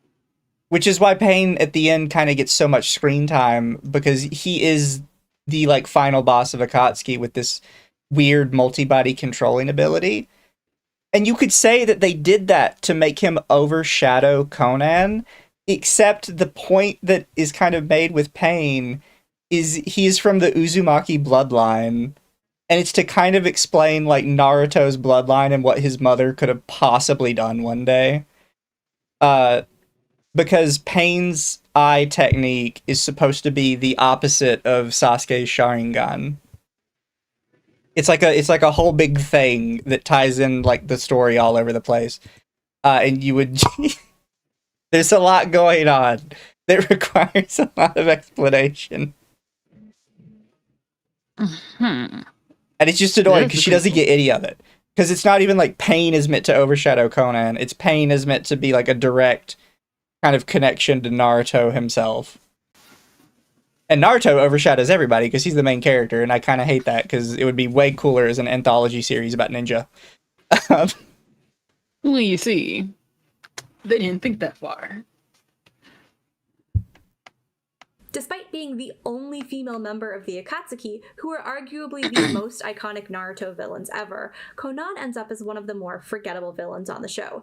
It makes sense that her jutsu specialized in paper, because girl is basically a cardboard cutout. I think that female villains getting stuck as henchmen... Well, that's just rude. Why? Albedo? Okay. Technically, Albedo is, like, a henchwoman. Alright. I concede. Sort of. I mean, I guess.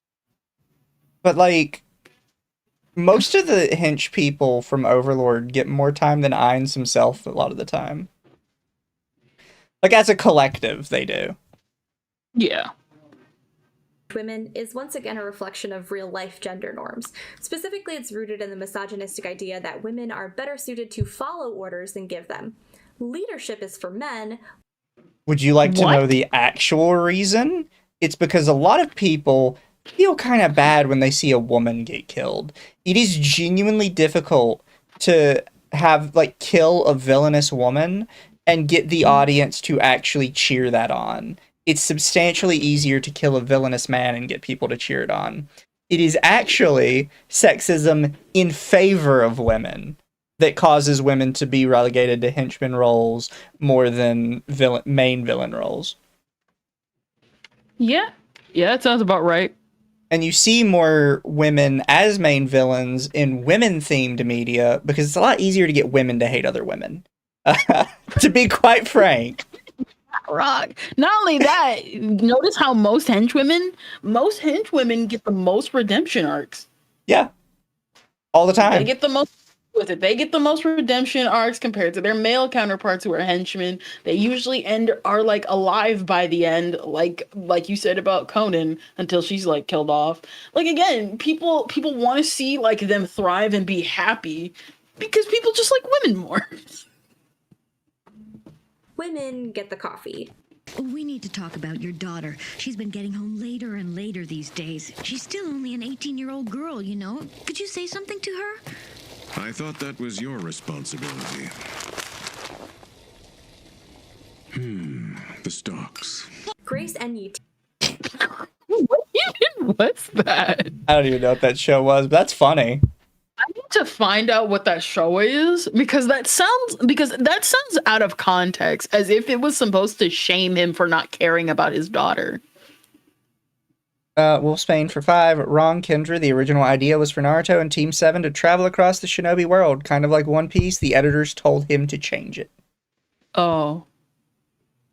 The editor strikes again. That's from Black Lagoon. Yeah.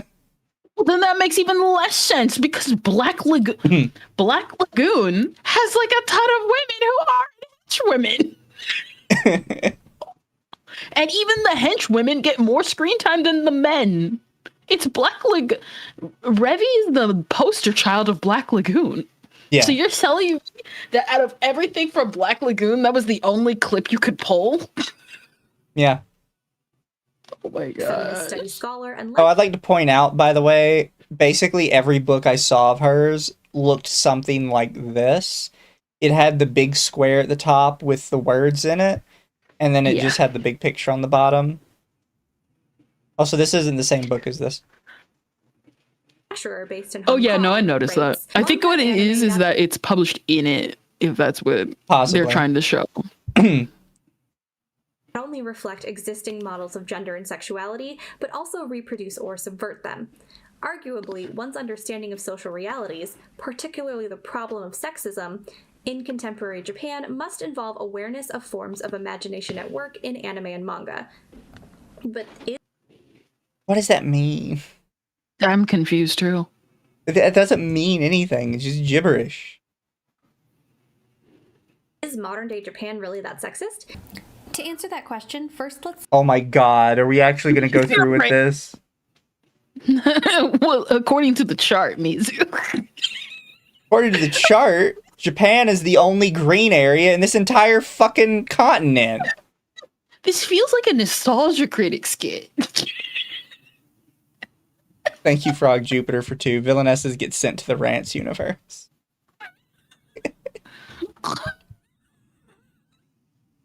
Now that's your argument for sexism. But do you think Look at these the people play rants? 23 Quality of Life Index. Basically, this list represents people's access to money, comfort, necessities, and material goods across different countries.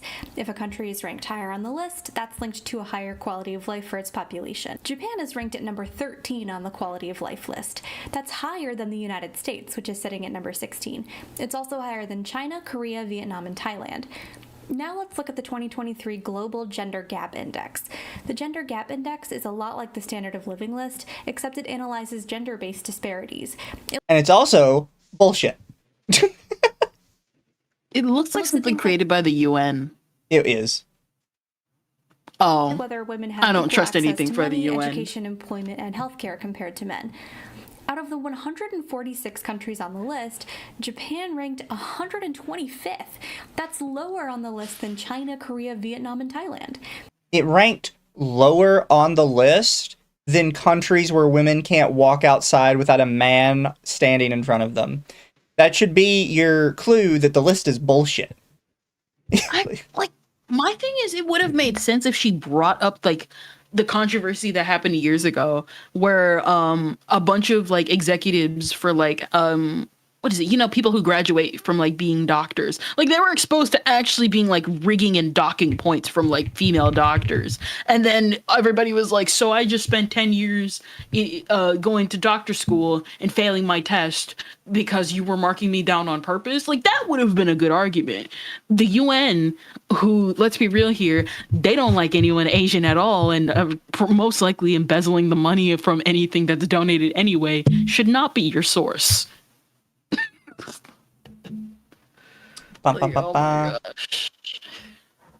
So stupid. I have the right list. Also, to make it more specific, it is put out by the World Economic Forum. Okay. Which, by the way, is the same place that was caught on video having a discussion about how many people they would need to kill in order to get climate change under control. Yeah, somebody did a recording of the World Economic Forum one day, and they were having a long-form discussion about how many people they'd have to kill and how exactly they'd go about disposing the bodies in order to deal with climate change effectively. And they came up with like some ridiculous number, like 300 million.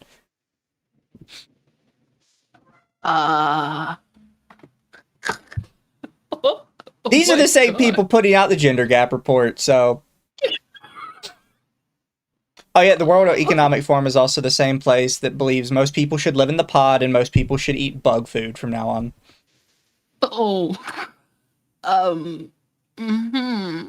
It's basically run by a bunch of absolute crazy people that just insist on trying to force their beliefs on other people. Also, what is the guy? Good example, right? So the darker the color, the more unfair it is to women. Your chart says that the United States is more unfair to women than Russia, Mexico, fucking Turkey, Pakistan, India. Read your list and think about it for like 2 seconds. Just like it, put some real thought into it.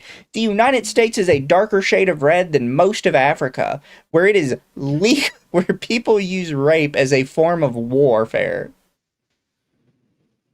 Also, South Korea literally, what is it? South Korea in the last couple of years has come under so much fire for how they treat their idols and just women in general.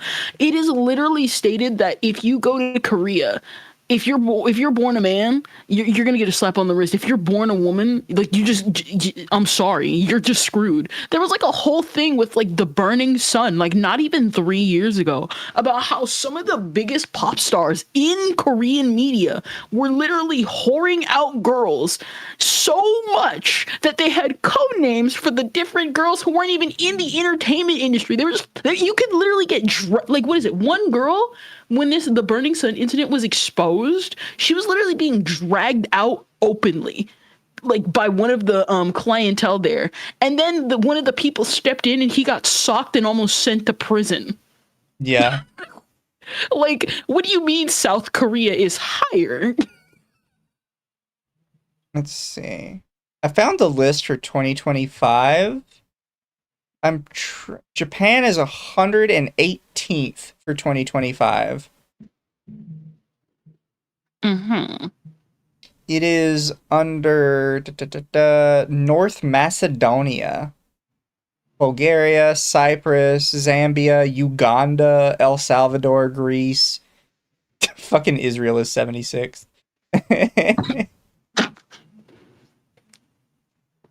Rwanda, Liberia, Singapore, Bolivia, Zimbabwe, Luxembourg. Ukraine is 62. Georgia, the country, not the state, is 63. Somebody say who's the 67th? 67 is Honduras. Where's the United States ranking this? In the 2025 list, we've moved up to 53rd. Mm-hmm. Okay. Even though all those countries are lower on the standard of living list, they're all higher than Japan when it comes to the gender gap. Oh, the United States is ranked at number 43, if you're curious. So why did Japan rank so low? Apparently we've dropped from whatever she was covering by 10 places. What is it? When did this video come out? I think she's probably just using an old one.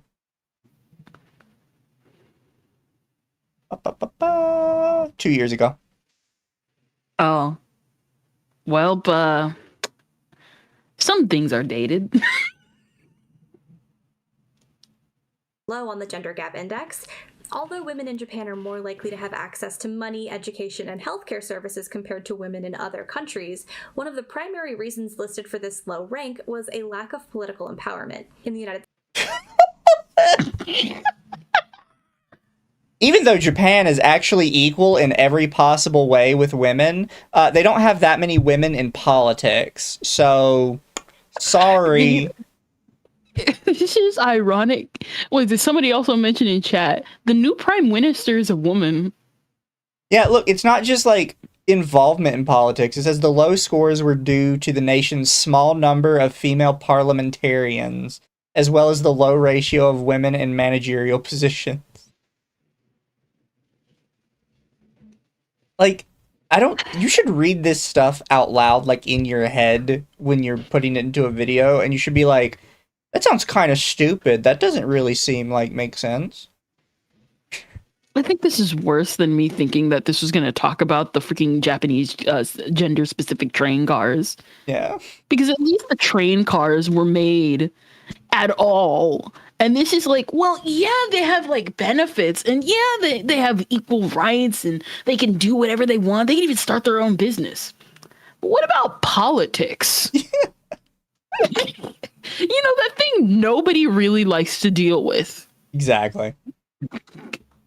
To money, education, and healthcare services compared to women in other countries, one of the primary reasons listed for this low rank was a lack of political empowerment. In the United States, 29% of Congress is women. As of late 2022, only 15% of Japan's diet are women. This BBC article. And who cares? Okay, You have to give me a reason to care. What is it? It doesn't even help that so my mom during like Christmas watched this like documentary about the Goodwill tires. And they talk about how some of the women just flat out ignored her for the first couple of years. They're like, yeah, I mean, I'm in office and stuff, but like I don't really care about like equal pay. Like for the first couple of years, like she had to fight for years. Like barely any woman was on her side. And it's like, oh, well, we have political. And it's like, okay, you have political power, but you're not really helping any women. You're just helping yourself to the money. It's just like, yeah. What do you mean? It's like, it doesn't even matter. Thank you for the 5, Wolf Spain. Mizu, think of Naruto as a hyperactive, lonely ninja Paddington. He's a good person trying to fix a broken world. Everyone else is going to be interesting. But Paddington is still fun to watch. Naruto's just kind of really fucking annoying. But you gotta believe it, Mizu. Gotta believe. Also, thank you for the raid, Temp. Hi, Temp. Hi, Temp. Hi, Raiders. Article explains that while there are now more women in the Japanese workforce than there used to be. It's published by the BBC. Fuck off. First off, the BBC hates Japan in general. I don't trust any opinion from them after that travesty of a technically illegal video. Oh, yeah, they were definitely illegally videoing places. Which some places probably would have let them done if they would have just asked. The funny thing is that somebody at, some of the stores that the lady went into for that one lolly video, the person actually took a picture of the hallway, and the hallway was actually mostly safe for work stuff. She just blurred it all out to make it look worse. Yeah, they edited the video so badly. Literally, they talked with one of the governors, and he literally saw the video, and he's like, hey, so my room was well lit. Why did they Photoshop all the lights off?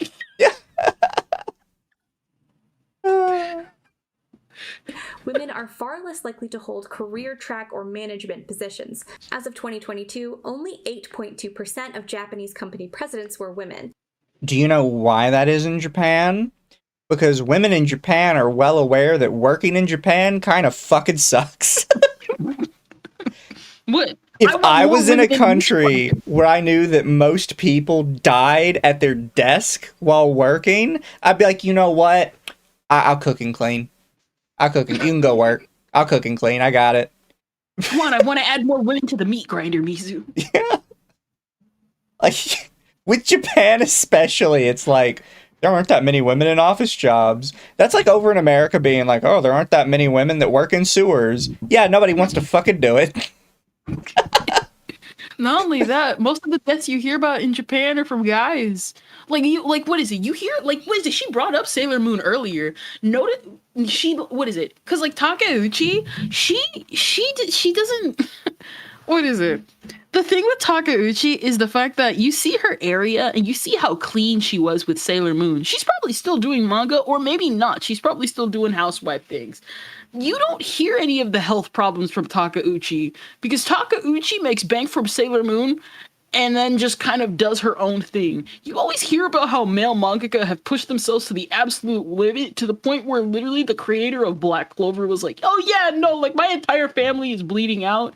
I'll see you next time, guys. Or you see Oda being taking 3-week hiatuses, or the author of JJK feeling so much pressure that he ended the series early. Or even, her husband, the creator of Hunter x Hunter, who literally cannot sit up on his own. Yeah. Why would anyone and then you rarely hear about female mangaka being in pain. You do have the stories out there, but most of them are I'm not doing all that. Yeah. I'm swapping to a different desk arrangement. What is it? There was this one mangaka that I didn't get the name of, and she's like, yeah, no, my back hurts and my arm hurts from doing analog drawing, drawing by hand. So she swapped to digital, and that was it. Yeah. She's like, you all these guys are literally killing themselves. And then you got the women here. Again, there's probably women's stories out there and they just keep to themselves. But a lot of them are just kind of yeah, no, I'm not doing that. I'm swapping to something else.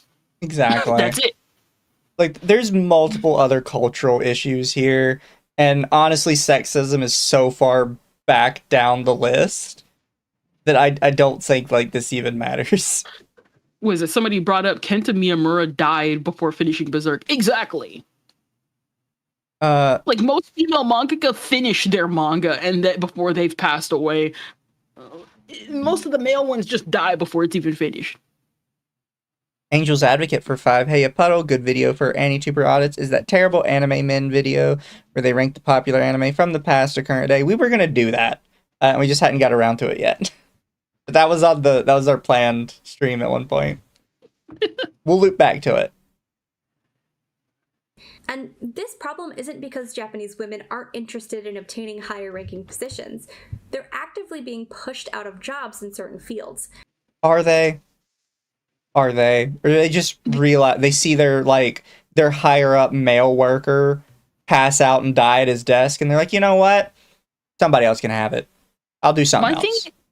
My thing is that I don't doubt that is a case, but I don't think she's even using the right examples, because that's literally the whole thing about this video. She's bringing up concerns and then just not bringing up good evidence for it. Yeah. Like, again, I brought up the stuff with the doctor. They were actively docking points off of women who wanted to be doctors. I don't think she's going to bring that up here. Yeah. She's just going to bring up something unrelated or could be absolutely interpreted in her own way. In 2018, Tokyo Medical University... Oh, no, there we go. Oh, never mind. Okay, good. ...purposefully altered women's exam scores so that a higher number of men could enroll instead. At the time of this scandal, only 30% of the school's students were women. Okay, so obviously we've taken a little detour. I'm not saying all this stuff because I want to dunk on Japan. I also didn't make this video with the intention of discussing politics or the role of misogyny in Japan. I didn't even make this video to dunk on anime villainesses. I love most of the villainesses I've criticized. My 14-year-old self wanted to be Conan, and my current self wants to get stepped on by Esdeath. This all started with a meme and a cooking metaphor, and to be honest, I've been playing that cooking metaphor pretty fast and loose up until now, but this is not what I initially intended. And which is why you shouldn't cover it, because you don't really know what you're talking about. My thing is, she went all in the rant about how Conan is not a good character, and then we just brushed over the actual, like, sexism that should have been talked about. Yeah. Like, again, you have all this evidence out here. You're just not explaining it well. Well, the thing is, she probably doesn't know much about it, because the reality is there's, like, that one issue, and then it's like, well, now I need to find like 50 other places where this happened to prove that this isn't just this one university being shitty. Because the thing is, there's scandals like that all over the world for different universities. There were multiple, not just one or two. There were numerous universities in America that got busted marking lower white and Asian students to try and get in more like Black and Latino students. I did hear about that. And that was for, like, decades across numerous schools. It wasn't just one or two. Like, it happens some places, but we can't sit here and be like, well, it's like a huge societal, like, specific issue that affects every aspect of our lives. Like, no, sometimes it's just a couple shitty people in high places, and when they get caught, they need to be dealt with and made an example of. Yeah. But it's not necessarily indicative of societal beliefs. Like, that's the reason it was even a scandal in Japan, because it's not acceptable. If it was acceptable in Japan, people would have been like, it's not even that big a deal. Just leave the guys alone. Give them a slap on the wrist and call it a day. But the more research I did, and the more that I learned about the barriers that women in modern-day Japan face, the more I felt like I should talk about it. As an American anime fan, I thought I had an inkling of the type of sexism that existed in Japan. You still don't. You still have no idea what you're talking about. Just people don't get it. It's like, okay, I understand you want to talk about this stuff, but at the end of the day, you're an American. The only way to understand like your country's like own issues is to be born in that country. And yes, you can address it, but at the end of the day, that there's a reason why you didn't cover the stuff with like the medical stuff, because you'd have to go so deep into the rabbit hole of that at some point you're just like, I don't get any of this. And everything you read about it is pretty much going to be through hearsay. Like, you're bringing up BBC articles. Like, that's hearsay from a group that hates Japan. That actively has been caught lying about shit from Japan numerous times to the point that, like, the Japanese government does not like their organization anymore. Exactly. Was it not only that? It's like, what is it? Pretty much just like you said, like most of the sources were just American. American you don't or British? know Japanese.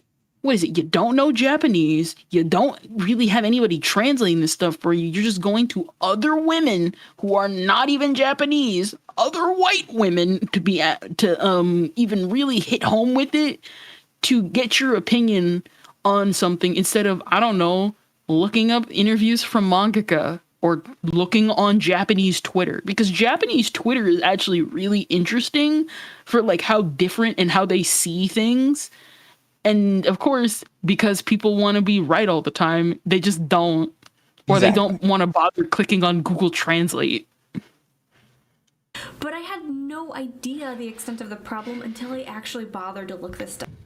If you actually look up a lot of these like little marches, a lot of them are done like with Westerners in mind, which is why you can even see in the back, half of their signs are in English. Even their big front sign is in English. These are typically, and they've been caught before, these are performative marches that are intended to directly appeal to Western news organizations and are not actually intended to like change the opinions of Japanese people.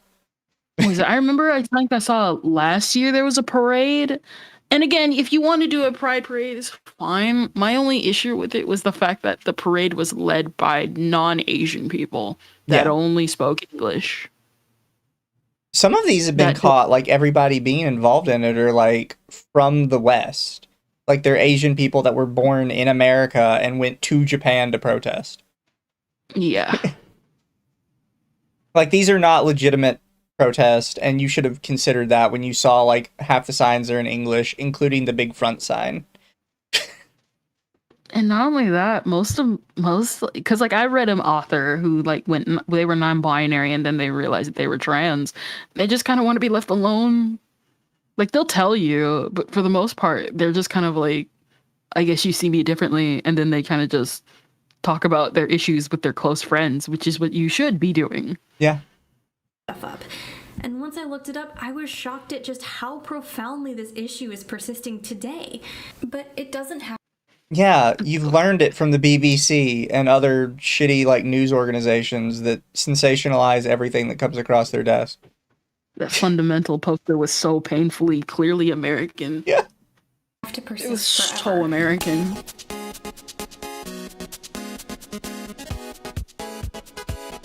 Now we're back to villainesses, okay. As a Westerner with no lived experience of what it's like to face misogyny in Japan, I'm certainly not qualified to preach about the best solution to Japan's gender inequality issues. I think one way to find... You don't even know what the issue is. You have zero knowledge about this. You've done no research. You've read like 10 articles, and all of them are bullshit. Not only that, but like, again... this could have... Like, again, there's some people, they don't need the mic... if you're gonna say something, you gotta actually say something, not just put a video out there and then be like, there are issues in Japan and I cited these articles by clearly Americans. I'm not really capable of speaking on these, so let's get to the end, guys. And it's just like, at that point, it's like, then why did you make the video? I wanted to hear your perspective. And you didn't even say your own perspective. You just spouted what everybody else thought. I also have to say like this, right? Because this is something a lot of internet essayists don't seem to understand. When you are doing research for something, you do not simply look up the first source that you get. Specifically, you need to look up counter sources. Like you need to intentionally search out sources that disagree with the source you found. Like, you need to purposely search for those. Purpose-built search for that. And then you need to compare and contrast the two and how much information they have.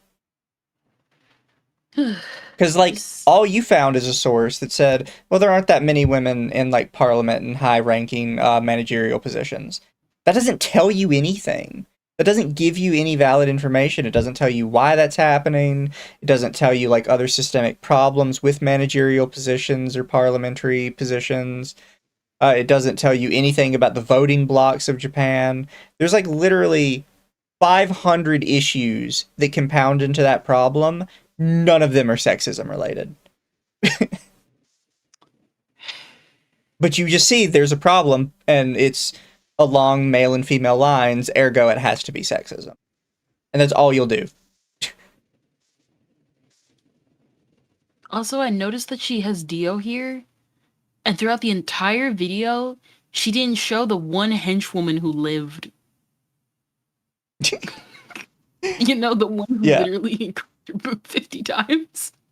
A solution to the villainess problem would be to amplify women's voices within the anime industry. According to this article by Christy Gibbs, even though women create work as anime artists, animators, writers, and voice actors at similar rates to men, there are far fewer female anime directors than male ones. For example, if you and they're still writing the stories. There's far few female directors because a lot of the male directors are old. Yes. And not only that, like that's a big responsibility. It's also just a dumb thing in general. They're like, oh, clearly the villainesses are bad because of the directors. Are you saying the mangaka just didn't write them that way? Have you read the mangas to see if that's true? Like, the reality is, a lot of these women wrote these characters in a way you don't like. Yeah. Well, you see, Mizu, because they wrote them evil, it's just hidden misogyny. take a look at the upcoming winter 2024 season of anime. What about it? What do you want me to see? First off, one of these anime already pissed me off. Only because I remember reading the source material and the art looks so bad. Also, looking at this, I would say 4 of these are probably 4 women, which is half the list. Yeah. Which I would say these 2 look like they're probably women-centric. This one looks like it's probably yaoi bait. And then this one right here definitely looks women-centric, because even though it's all male characters and they're all like colorful hair, they definitely all look gay as shit. Yeah. I think I recognize that top one, the one with the golden text.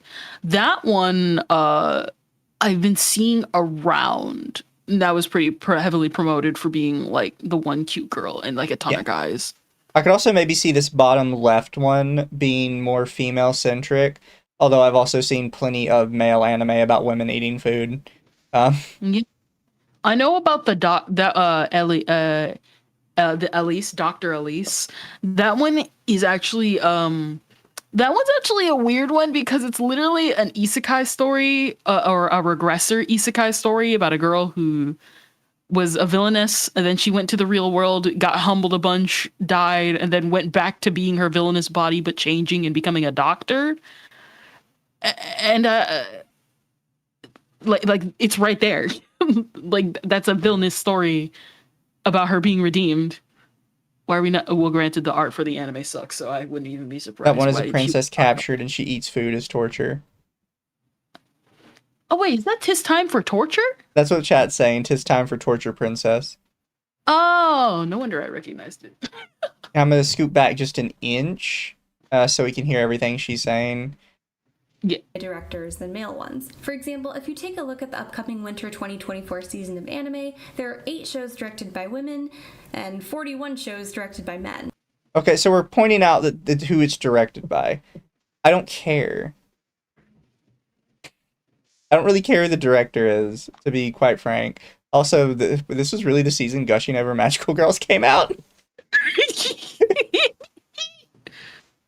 Also, it's like, okay, doesn't matter. The anime for Black Butler was directed by... Oh, look, it's the fluffy anime. That came out the same season as Gushing Over Magical Girls? And Urusei Yatsura. Oh, and the Lum remake. Yeah. What is it? It's like, okay, so they're directed by men.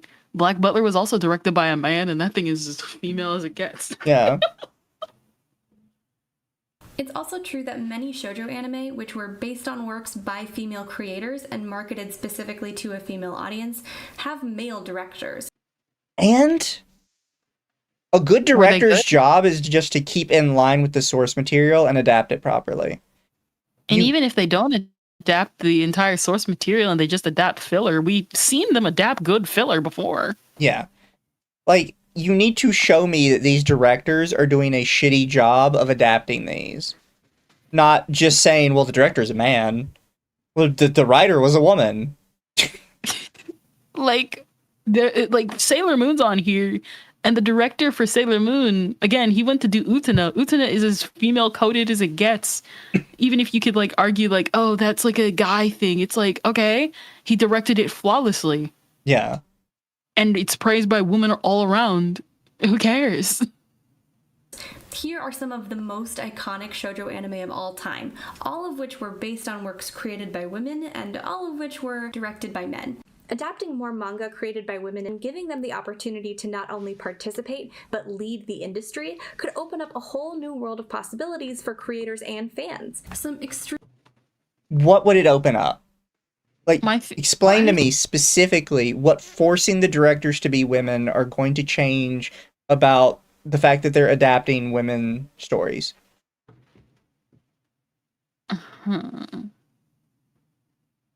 Well, you see, the female gaze. Also, No Game, No Life is in here. Oh yeah, no. Anyways, the director has actually been really open about her being the director of I don't know why I'm stumbling, but basically she's been open about being the director and stuff, and it's like, okay, so No Game No Life is the most male gazy anime out there. Yeah. The literal jokes is literally Shiro pinching her fingers together to make fake boobs. Yeah. And is naked most of the time.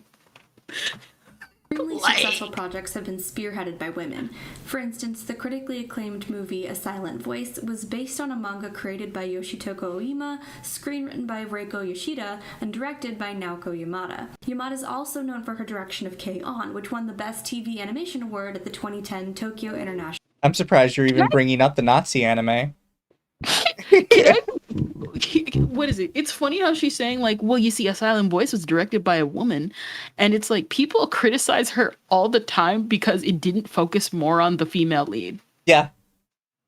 Like people are like, well, this story should have been about the female lead instead of the bully, and it's like we already have a ton of stories about the female lead or the bully character. That's why it's from the perspective of the bully. Anime Fair. As fans of anime, we can make an effort to support female creators by purchasing content created and directed by women. Anime studios are more likely to adapt these works and give them higher production budgets if they see that fans are willing to spend money on them. That's how it works. That has nothing to do with the director, though. Like, she's getting really hung up on this director thing, and her solution doesn't even make sense for it. Like, well, if we give them more money for, like, anime made by women, they'll do more anime by women. No, they'll follow, like, the specific series. Yeah. And not the studio products, either. A lot of them are looking at the manga before they even look at the anime. Some of them are wildly popular manga, wildly popular anime, and the anime's killed after the first season because they didn't care after that.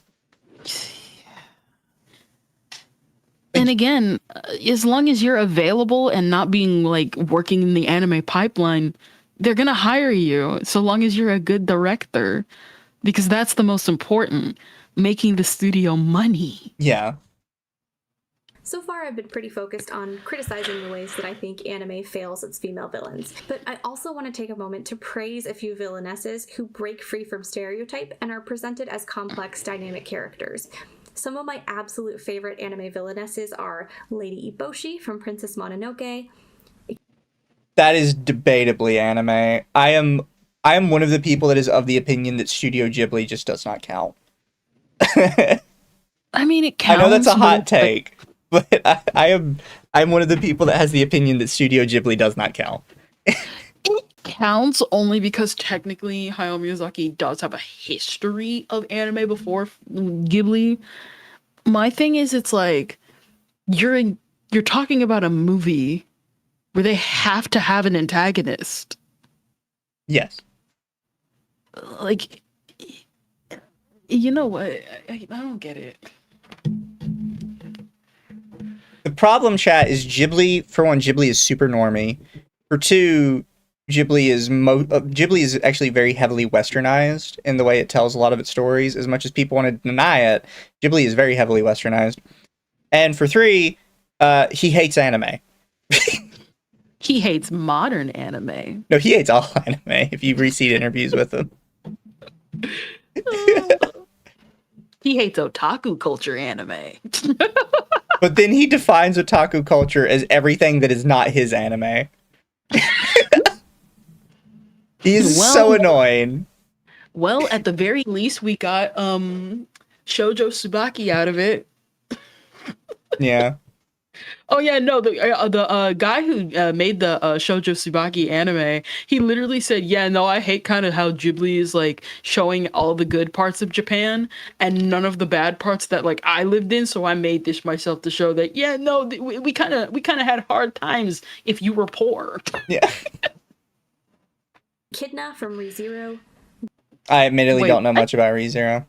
So okay, so Ekidana is I don't know a lot about ReZero, but the thing with Ekidana is that she's a neutral character.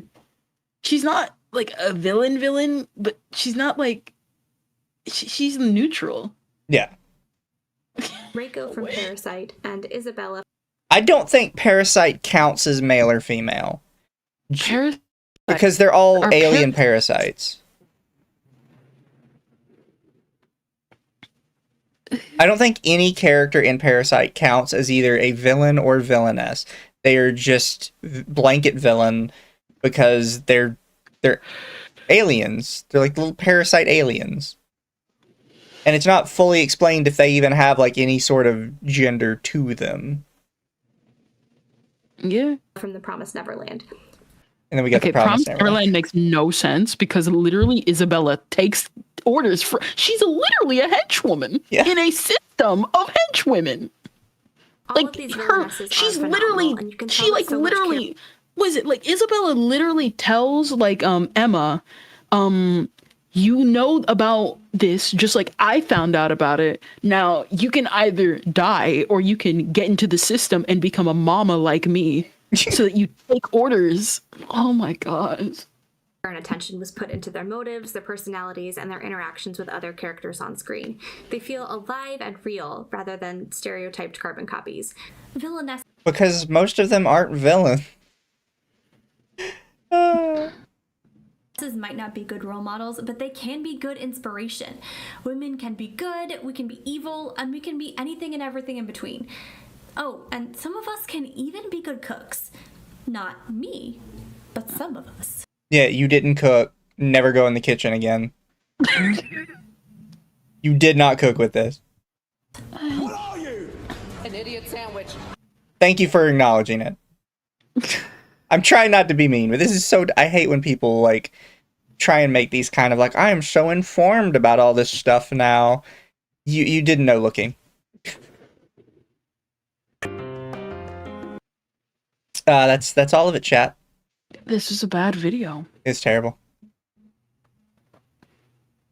The Global Gender Gap Report for the World Economic Forum. Every single time we come back, it's a different type of bad every single time. There's all kinds of bad. It's just a different flavor of bad every single day.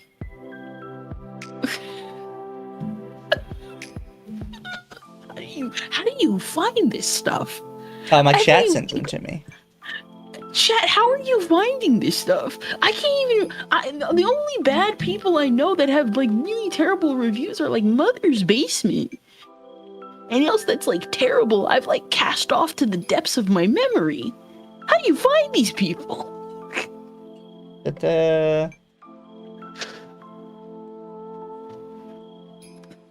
Somebody points out, and they have 4.8 thousand likes. Orochimaru's quote non-binary unquote identity comes solely from the fact he wears other people like meat suits. That is one of the most liked comments on this video by a country mile. Most people, granted, are agreeing with her. But this guy is one of the most liked comments, because apparently people are like me. They took issue with the Orochimaru comment because it just comes off as stupid, not knowing what you're talking about. Somebody else mentions that Esdeath is not a henchwoman. I contest the pure and passive labels on Usagi. She is an underdog throughout the story, leading up to a final confrontation where every support she's leaned on to that point is now gone. Alone, she must find the confidence to beat the big bad. Usagi is written as a weakling who becomes strong. This is constantly reinforced by the comparison of Usagi to her friends. Thank you for the biddies, Gabby. What is it? 169 biddies. Sorry. No, they are right about that. Oh, sorry. I was gonna say, you go. What is it? They're not wrong about that, by the way. Like with Sailor Moon, even she has to live up to both her past and future selves, because back then when she was on the moon, she was this delicate, like beautiful, like caring person, and she's like, I can't live up to that. And then we go all the way to the future with Chibiusa, and it's like, I can't live up to that either. And so it's just like, again, this video is bad, not because it's just like dunking on like anything in specific. It's just so poorly researched. And then they go on rants that don't matter, and then they'll go on rants again that don't matter. It just makes weird sense. Somebody says there's a lot of crazy sexist bullshit going on with Yuno from Future Diary, which is cope already. But they say, but being a henchwoman to the antagonist is not one of them. She's basically the final antagonist. The whole point was that she was manipulating Yuki the whole time. She's a really bad example to throw in there, and it really undermines an otherwise fair argument. What's funny is you start reading through some of these comments, and nobody's really disagreeing with her, but they are finding, like, one example that she said that they know something about, and they're like, you're wrong about that. And it's like, all of you should, like, collectively combine your brain cells together and realize that if every single one of you know more about a particular anime and realize that she got that argument about that anime wrong, maybe everybody else is also right about her getting the other arguments wrong. What is it? Somebody actually made a point right here. The generic avatar anime and manga that focus on physical conflict are generally targeted at boys and men. There are a lot of anime and manga targeted at girls and women, but they generally have less physical conflict. So there are far fewer blatant female, like, cool girls in media. A lot of female villains are along the lines of the high school jerk or Cinderella's stepmother, so require much more screen time to stand out in a series that may or may not get much attention in general. And they're right about that. Somebody like said, I remember like people were talking about this like a couple of years ago. Female shoujo manga, the whole conflict with shoujo manga is basically because girls are like seen as catty for like physically fighting. You have to actually like develop their personalities so that they can actually just, you know, if they do get into a fight, makes sense why. They're not just gonna just straight up punch you. There's gonna be a reason behind every single action, because that's just how females are written in stories in general. I do have to agree with this one as well. That's right under it about Queen Beryl. Because this is something where I think people get really caught up, and she's like, I'm really caught up in my sexy woman angle, so I have to force that to fit it. But then you get like a third party looking at it and says, I think she's evil because she's got long fingernails that are like claws, her red hair roars like fire every time she yells, her skin is a strange blue-green color, she constantly wants to fight and always has an angry face. Like, yeah, those are all things that make the character seem way more villainous and evil than sexy woman. But you skimmed over all of those because you were so hung up on sexy woman that had to be the only reason she looked evil to you. Was it somebody's already getting into like the toga stuff? Yeah, somebody wrote like an essay about toga and said that the entire toga section felt off.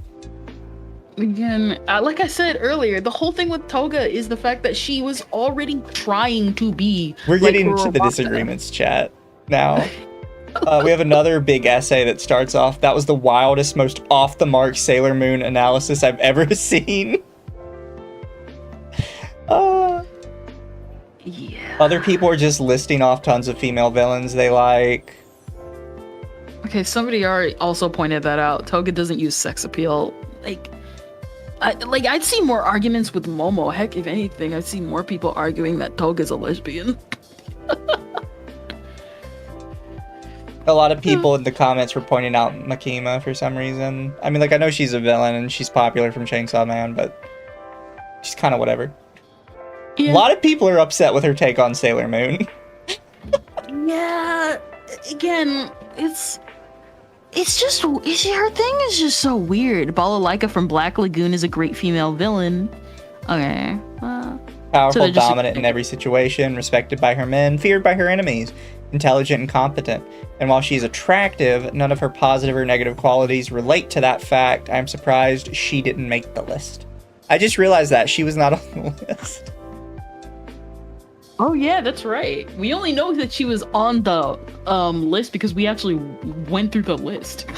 Oh, somebody mentions Tanya the Evil. Now that I think about it, it's kind of wild that Tanya the Evil isn't on there, but Ainz Algon is.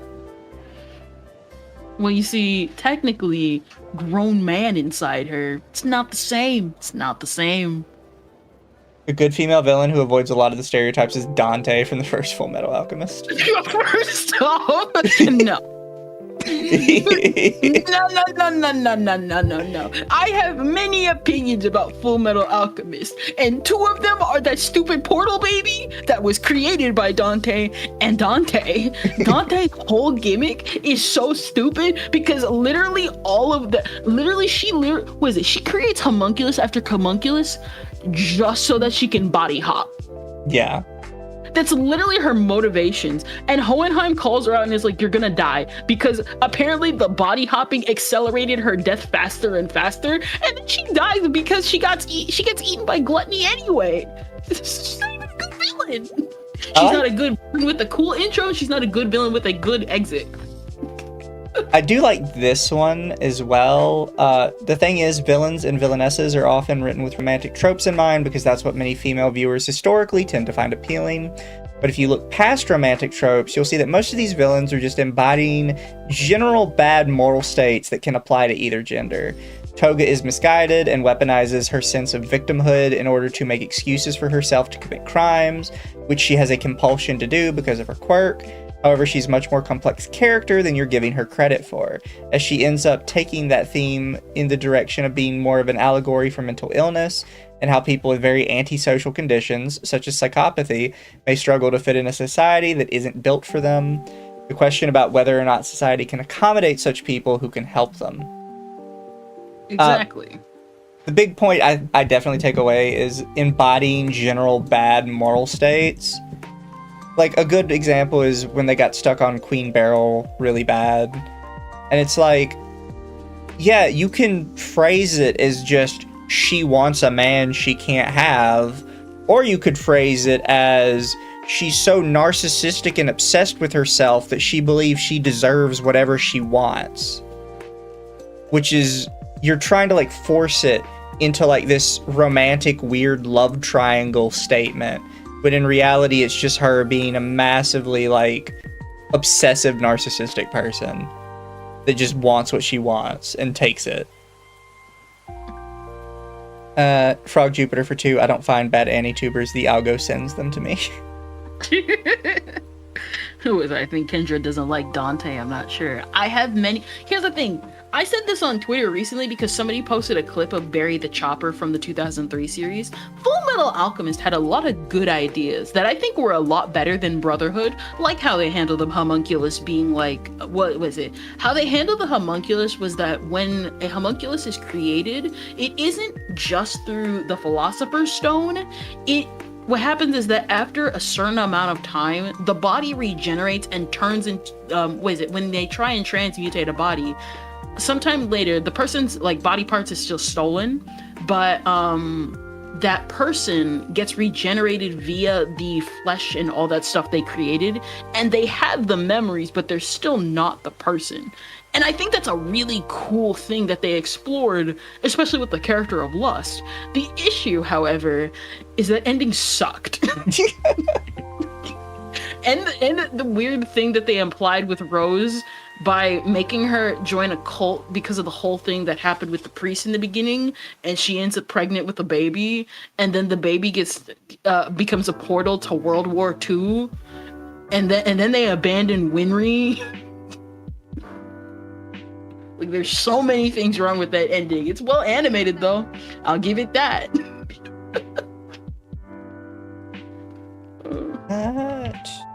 But chat, we're definitely not going to get to the trap video tonight. I think we'll probably call it there, unless Kendra has something else she wants to add.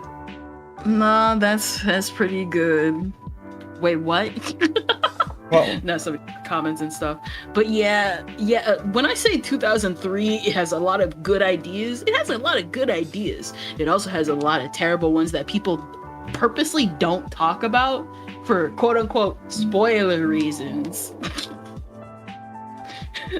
They'll spoil the crap out of Conqueror of Shambhala though, and they just won't tell anybody about the in-between.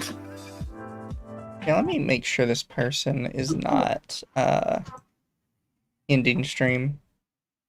One of these days, I'm gonna sit everybody down, and we're gonna go through 2003 again, and then we're gonna like show my issues with it. Because again, good ideas on paper, especially early on when they like did the whole Barry the Chopper arc and all that type of stuff. Because Barry the Chopper is one of my favorite villains of Full Metal, and that's exactly why I like him in Brotherhood. But again, so many terrible things that happen near the end that it's just like, who the frick cares? Why is it always so hard to find somebody to read into? Nega Kendra, what? Who's Nega Kendra? Was it? They've been making AI art of me, and I've been like popping in and out every once in a while. Isn't Barry just crazy? In the 2003 series, he's just crazy, and then he ends up becoming like really cool because he gets into the body of armor. And then in the Brotherhood series, because Brotherhood is based on the manga, he's obviously goofy.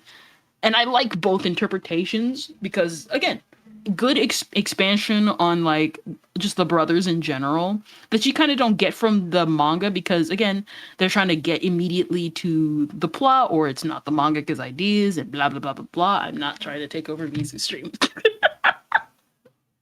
Stuff and things.